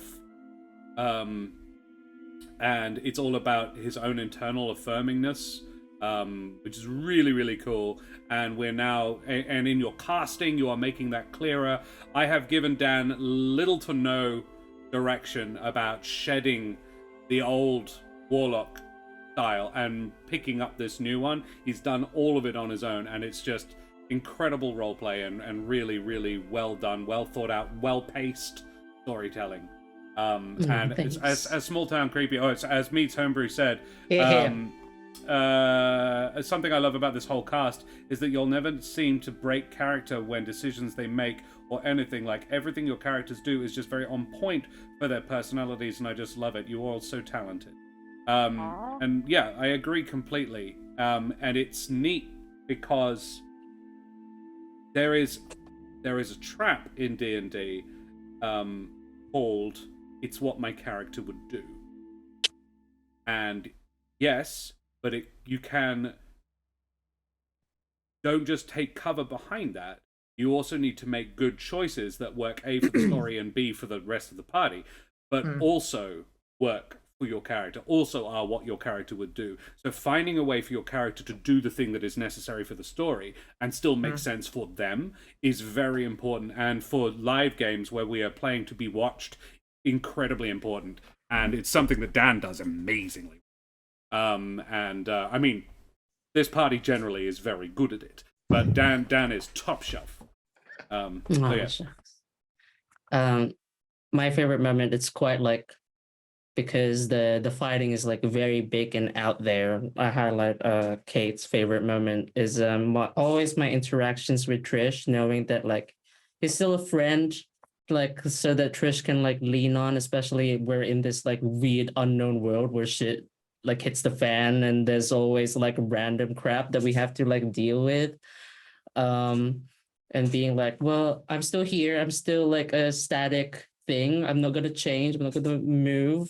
Well, the world may like frantically like change around us because this is a whole new like wheelhouse we have to learn while we're here trying to kill Strahd. But like, I'm here for you. Hug, and then it's like, you know, you take the time, or like when Smoothie confronted us, being like, I mean, I'm not gonna say that we have to kill people. It seems like a thing that I don't know. It's just I love their relationship so much, and there were like a few moments that highlighted that. Yeah, you guys are a unit. It's very cool to watch every time.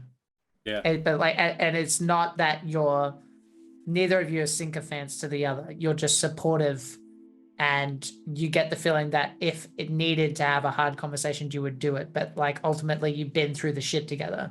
It's very reminiscent of like what I imagine it would be like to have like a proper war bond, right? Yeah. It's very cool. Very much so. Of the 5 defenders of Alderheart, these 2 are the well-adjusted ones. Well, there you go. we lucked out. We got the 2 that aren't really fucked. Bennick's got his own baggage that we have yet to dig into. Nevermore is just a problematic human being, and Jude is so broken inside. Jude has gone off with her mum and her deity to see if she can't fix herself. It just dawned on me that she's gone to celestial therapy. Celestial therapy, yeah. She's gone to try and kill her dad, but there we are. Beowulf therapy. Gotcha. Yeah. Deck Strength Con, I liked the watch chat with Trish. Dan explaining his new body situation to Smoothie was very cool. Yeah, I like that, Omi. Good job. Dan always emotes the sweet moments so well. I mean, that's why he got a nomination for Best Actor at the New Jersey Film Festival, Webfest. That's why there are laurels around Helvig's name now. Yeah. Really? Yeah. Sorry, I always have it on audio only, so. Yeah, I have laurels down. I was like, I'm gonna try not to acknowledge that. Too late. Don't feel obliged to not acknowledge about 10 minutes of my work. I love it. I am grateful, but I don't want to be like, haha, it's me. I'm great. What can I say? Yeah, no. I'm awesome. This is the great thing. And another lovely thing about Dan is he and Helvig are quite alike in that regard. They are very humble folk. Pun definitely intended. All right, well, let's talk about somebody else. Let's talk about Jack. Because Smoothie had some great moments. I'm going to get in right at the beginning, throwing me the massive curveball. I'm so sorry. I thought no, it's totally fine. I was like, oh, cool. I'm really glad I went to the effort of prepping this. Now I just have to remember what it was I prepped. What the fuck is happening? Because I really intended you guys to do that a while back. 3 episodes ago. Mm-hmm. And I was like, that was neatly done. You didn't have to kill anything. Great. Good job. But yeah, that whole... I was like, oh shit, yeah, you would definitely find it. Yeah, I kind of want you to find it now. Because I'm like, does he have the guts to go on his own? Because he wouldn't take the whole group back up there. Not a chance. Certainly not Celinox. And yeah, going on his own, I think was really, really cool choice that worked for the character, it worked for the narrative, it worked for the... and then sort of handing it off to me because you're like, okay, I don't exactly know how this would work. So you sort of you gave me the reins a bit with what he would do. And I really like that because it demonstrated a trust. And I think that was really cool. Bouncing off of that, I loved your solution to getting the sword, making it like a haunted sword. Yeah. That was so funny. That was so stupid. It was perfect. Loved it. Very knee-jerk, quick spell. What do I do? Amazing. I loved Make it look possessed. Rather than, like, he has a demonstrated propensity in the past of, like, fuck, make it go to sleep. Like, 3 times. It was amazing. What do I do? I could make it go to sleep. Nah, that's stupid. Let's make it look like it's possessed. So stupid. What? And then you were like, no, I should make it go to sleep. I'm like, no, you've said possessed. I want that now. It's really stupid if it works. Yeah, exactly, Omi. I mean, obviously, my favorite moment is you getting my rapier back because amazing. But that's already been done. But I'm gonna kind of keep bouncing off and go for the same vein. I love that after you got it back, you were just like, okay, I'm gonna clean it up a bit and then just put it on the cart. Like I was just like, Smoothie's gonna show up and be like, hey, look, Celinox, I did this thing. Isn't this great? But you were like, no, I'm just gonna. But then also, when I asked you about it, you were like, oh yeah, okay, I'll tell you. But I liked that kind of like. I think no, it's canon now. He's a shitty liar. So the moment it comes up with people he trusts, he's like, okay, fine. Yeah. I loved it. I loved it. I love the choices there. I loved that it was kind of Yeah. That's Thanks, right. man. That's what I was gonna say. So I'll just like briefly highlight I love the moment between you two being like, technically I did something that you don't approve of, but it's justified. I saw you hug your sword. Very well. I love that. But aside from that scene, I also loved finally we hit the threshold of Smoothie being like, no, I'm gonna have to talk with with Helvig and Trish, because I heard some shit. There's a curse. What's that about? What are we hiding? Yeah. Let's trust each other. And then obviously that whole scene was just like brilliant. I was more like on the side because A, it's Trish's story to tell, and Smoothie's the one confronting Trish, and I'm like, look, if he says something wrong, I'm gonna fucking kill him. No, I'm just kidding. I mean, you're probably not, but I appreciate the list. Yeah. I definitely was only like 60% kidding. Yeah. I'm glad. I'm glad you create those moments of exploration. Yeah. Thanks. Yeah, definitely. Should I do my own now? I don't Yeah, know if you like. How to go. I think we have. Yeah. Well, I think the conversation with Trish was probably, I don't think it was my favorite moment, but it was an important moment because at least now we kind of know where they stand, and all of that. And Smoothie was also a little bit vulnerable, which is basically to say like, no, like number one, I've got no backup here. There's no God actually telling me what to do. I've just been told, figure it out. And number two, he's seen the abbot, which was the big reason why he's like, that's what I am going to be if I don't like actually stick to my principles. And this feels wrong if I don't give him a shot. And it's really as simple as that. But the most important moment had nothing to do with me per se, but it was just a moment I inhabited. I got really quite affected. It was just that moment that you described, Josh, of being physically there at the giving box. Like I had been there and I'm just like, I hate all of this. Yeah, it was very personal. It was very emotional. And I had I don't think I did anything with it. I was just happy to witness and be part of it.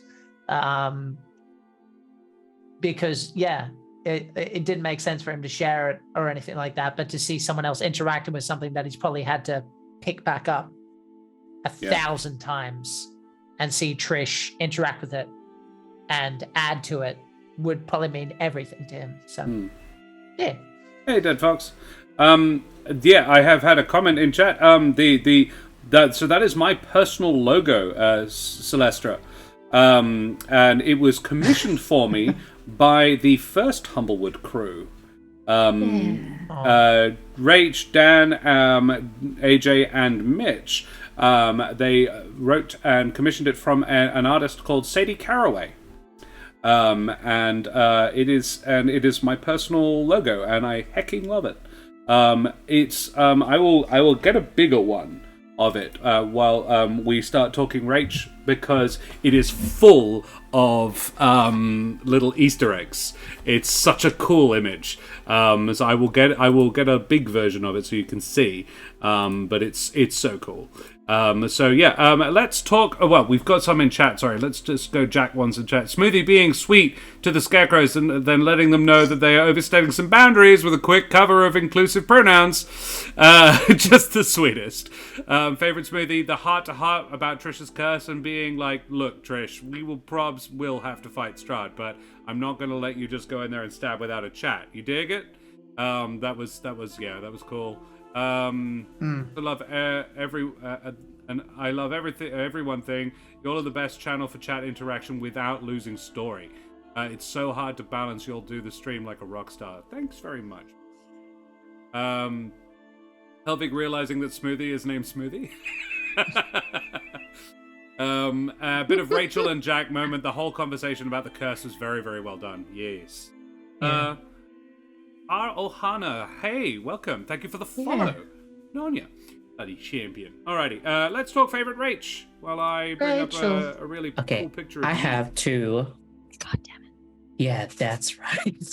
Could you, because I was strict with Jack, can you have one and then do another one at the end? Yes, of course. Yeah, okay. I'm very diplomatic about it. Thank you for confirming though. Yeah. The box. I'm glad that out of all those intriguing items, you decided to not take any of them, but instead like add. Yeah. It's like Scrounge crafted one for half because it's like a shrine. I thought that was really like cute and wholesome, and you were so excited to like whip out your Scrounge craft again. Mm-hmm.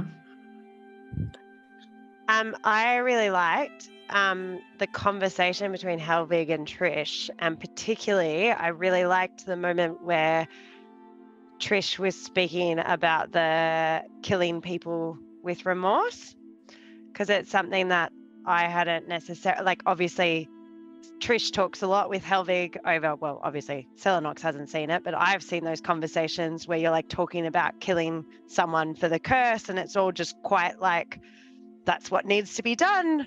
And and then, yeah, in this conversation, I think that's the first time that I'd seen Trish actually be like, yeah, like and it wasn't so, it was very well acted. It wasn't so much something that you said, it was the way that you said it, about that remorse, that's something that you have to do. So I really enjoyed that. Favorite Trish, you really think I'm scared of you? Goes into Rachel. There you have that image. Just to distract briefly, a couple of things I love about it. The on the sails of the ship is the channel logo. The little doubloons behind me are D20s, and the bowsprit of the vessel is a bunny. Aww. It even accurately, I wear rings on both of my index fingers. And there is one there as well. I believe it is based on an image that used to be our break screen. That I took just using my web camera, going. And then I put myself in with a beach background, and I'm pretty sure it's based off that image. I just adore that image so much. And I get a real kick out of looking at it. Like, I only noticed the bunny bowsprit like 5 minutes in. I was like, oh my god, it's a pano! That's Sadie Caraway. She doesn't do art for the channel. She's very expensive, but she's brilliant. I heartily endorse. I should probably put up a link in chat for her, but I haven't got one yet. Yes, that's me. That's enough. We can. All right, let's go. Keep going back to more Rach moments. Trish, the best line was, "What's a normal ghost?"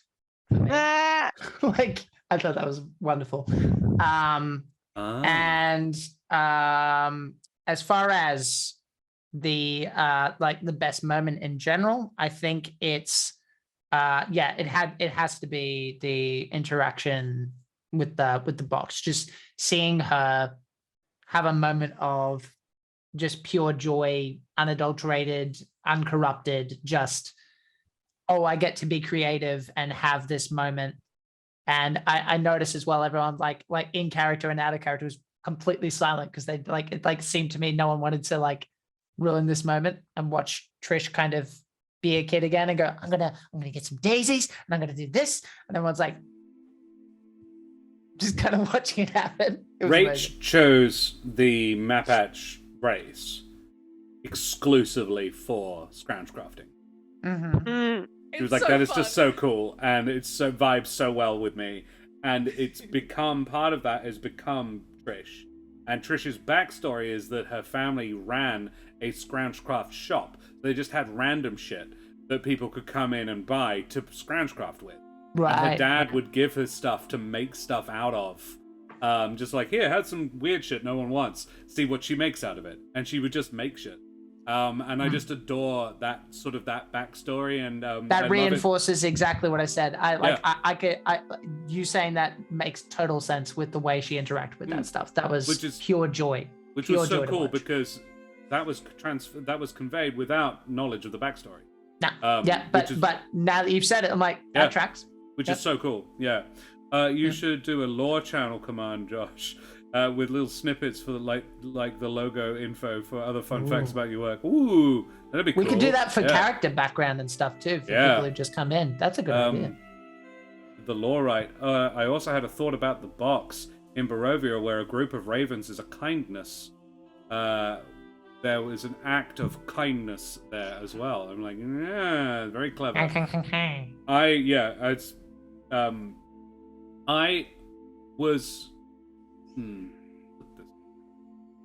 was a little... No, I'm not going to say it. I'm not going to say that. My favorite... I had loads of favorite rage moments. My favorite would be the nodding to the undead. It's sort of the... hello. And it just like nods back and carries on. I was just like... Love it. No. It was. I don't want to give too much away, me Time Brew, and I didn't want to tip my hat. Though I should note, Ardana, did you spot your gifted NPC? Did you spot your named NPC? Ardana.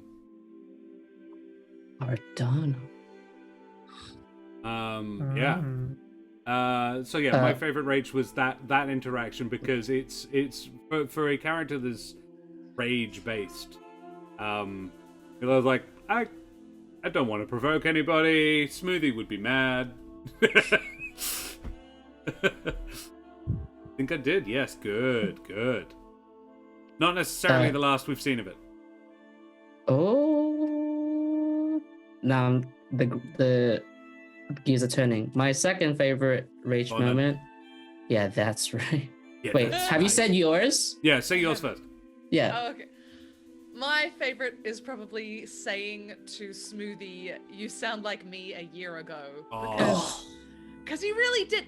Before this curse, Trish, believe it or not, very hesitant to kill people. She's got high standards of murder. She doesn't kill people unless she thinks they deserve it. She's gotten a little more trigger happy now, but even so, she doesn't kill people unless she thinks it's warranted. So having that talk with Smoothie, she sees so much of herself in that attitude, and it bums her out. Because she wishes she was still like that, but this curse and her experiences have changed her, and she doesn't like it. Yeah. Yeah. Wow. Yeah, that's a lot. Well, my second favorite Rachel moment was you loudly exclaiming, "Yes, my hands are cold." Yeah, that was great. And for no other reason, I am lighting this. And then you did this. That cracked me up. Really cool. You're voguing with your torch. So many hits in the feels. Yeah, and I think this is why, like, it's weird. We tend to get more follows during this than we do during actual gameplay, because people are like, oh, I really like it because it actually does. It's not just a pats on the back session. It's also a like insight into the characters. You do get a really good, like, there is a lot of thought going on here. I've explained I had a chat with somebody recently who was like, how do you do horror well for live stream? And I said a good portion of it comes down to cast. I am very fortunate in that I have an excellent resource in that I am friends with a lot of trained actors. so I can lean on that. People who are skilled in storytelling and also portraying of characters and understanding, putting their head space into a different person's mindset and inhabiting that in a very real way. So yeah, it's quite an interesting. We did at the end of the Meeple stream. 100% was a good time, really good way, and a good way to comfort end. Yeah, absolutely. Would endorse, strongly endorse. We've borrowed it from the dreaded GM, and I try and bring it in wherever I can now because it's really nice. Okay, Josh, now we're going to make the emergency snack for Trisha's curse a major dick so she doesn't... Oh, yeah, no, don't worry, I know me. Well ahead of you. Way ahead of you. Yeah. I'm so excited. I know exactly who and what he is. Yeah. Excellent. It's gonna be like All G, Hey, baby. clues. Demon Douche Nevermore. Well, he does already specified a name, Darson, which sounds masculine to me. So, like, you already know God. the name of the person you have to kill. It's Frat Bro Nevermore. I'm predicting it. Be a Corvum, definitely. She hates Corvum the most. Cool. Well, we should go away from here because we've been streaming for a good long while now. So thank you so much, and thank you for hanging out when the stream went down. Stupid Perth internet. I have the best internet you can get in Perth, and it still crashed on us. There you go, for no apparent reason. Awesome. So we'll go away from here, guys. Thank you so much for joining us. I need to thank my players, my lovely wife Karen, the mother of bunnies, for all of her love and support. I need to thank Serum for all of his help setting the channel up, and I haven't thanked him in a while, so thanks, Serum, you bloody champion. Please check out our socials.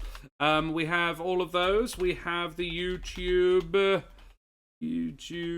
that's the one.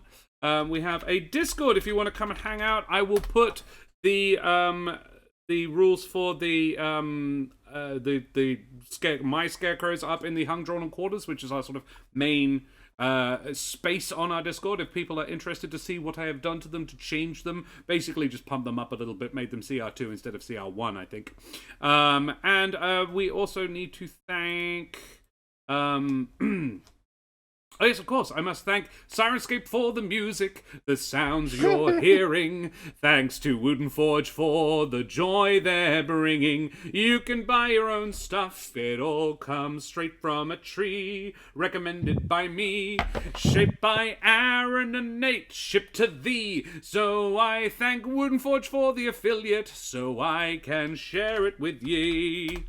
There's that link there, woodenforge.com/Corsairs Cove. Head on over there and you can purchase yourself some wonderful Australian hardwood shaped into gaming accessories like this gorgeous Jarrah Dice Keeper that I happen to have. Hey Tony, good to see you. Tony Karlstrom will be joining me tomorrow night for more Tactics Tuesday, where we will be character building for his Mutant Chronicles game that will be on the international Talk Like Josh the Pirate Charity Marathon. 27 hours of D&D and RPG-related games. We have a Call of Cthulhu Pulp Cthulhu game run by the amazing and very talented Jack O'Brien. We have Tony Karlstrom will be running a Mutant Chronicles game. The dreaded GM will be coming to run a Tales of the Loop game, an RPG I know nothing of. Karen and I will be playing Last Shooting. Game. I've loved to look at that for so long. As well as, and it's apparently a very kids on bikes style thing. Like, yeah.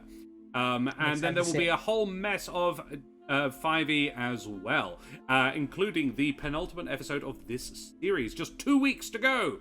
And there will be tons and tons and tons of prizes. I have been promised prizes by 3 different amazing groups of people. Wooden Forge and Roll with Advantage. Those arrived. We looked at them last week. Check out the VOD. It's dope.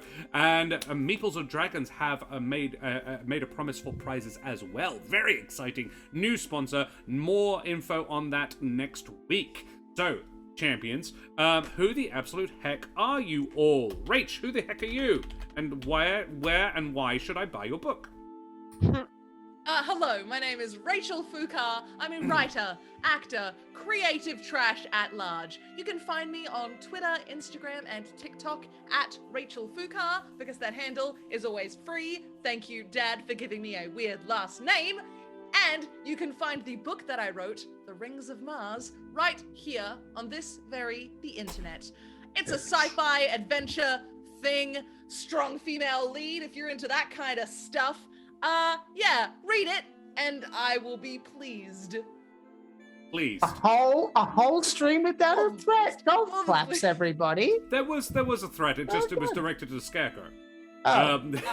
I'll be more than pleased. I'll be very, very a happy. threat with no threat towards the audience. Yeah, all right. You Look, deserve a maybe week off. she's changing. Maybe Smoothie is rubbing off on you. Jack, tell me about yourself. Hi. Hello. My name is Jack. You can find me on all the internet things as Jack Squarepeg. And everything else, you can find me either on dungeonmasterforhire.com.au to talk about any DM related needs, as well as my website, jackobryanonline.com. And okay, should I be announcing this? I think it's fine. If you do happen to live in the Melbourne area, we have been approved for another 6 months of funding in the Port Phillip area. So yeah, so you can go ahead and play games with me once a fortnight for completely free for you, and you get to support an artist making his way in the world. So that's pretty cool. Thank you for being here. Thank you for being such lovely people. This is honestly a highlight of my week, getting to interact with you guys. You guys are awesome. Thank you very much. Very well. Dan, who the absolute heck are you meat space boy? Hello. I am Dan in the meat space, Dear in the cyberspace. And you can't find me anywhere because I lurk in the shadows, giving the good vibes, because in this modern era, we all deserve to be loved, even in secret. Aside from that, I hope you have a lovely time, wherever you are, whenever you are. Time travel is you. I know you're out there. And that I'll hope to see you next week. I love Siri. She's very fluffy right now. Washed her. The baby. Your baby. And Ro, who the heck are you? I love that Siri has her own. Chat command, yeah. Yeah, I hadn't noticed that before. I don't know if that's how. We don't often use it very much. I love it. I'm Ro, and despite the name, I do not do boating. I do theatre and education around the Perth area. You can follow me on Instagram at Crowdventurers to see photos of my dog and my travels, as well as upcoming projects. First, you must find the floof. Then you must boop the floof. Yes. She is so floofy right now. And Madame and Monsieur Dama under Herren of beings of indeterminate gender and persuasion, I be Josh the Pirate, and you can find me here on my channel Corsair's Cove, which I run with me lovely lady wife. But you've done that already. Well done. Keep doing it. Thank you to all the follows and subs today. We've had many, and it's been extremely gratefully received. If you enjoy my face and voice, you can find me at Kalgoorlie Pride performing Paparotica, or excerpts from Paparotica, in the end of October. You will also be able to find me. Paparotica will be coming back to Fringe World. We have not got dates yet, but that will be happening. And beyond that, if you like the majestic voice, but you think I could stand to tone the face down a little bit, you can find me in the podcast There Be Dragons, where I play the infamous and deadly pirate Scan Felspar and his little dragon Grosh. Links in chat. Guys, thanks so much. We should probably go away and raid somebody. Yes. Mendari, GTG Vicky, Eldritch Scribe. Eldritch Scribe's got a lot of people. Me too. Well, let's add to that, shall we? Go and see our wonderful channel artist Daria, who did the amazing artwork for Smoothie and Trish. You can see, and Helvig is a work in progress, so I'm not allowed to show you, but it's coming up soon. So yes, go raid Promethean. Alrighty. Kate O'Sullivan recommends go raid Promethean. I could do that. Promethean has been here before. I am not actually a follower of theirs.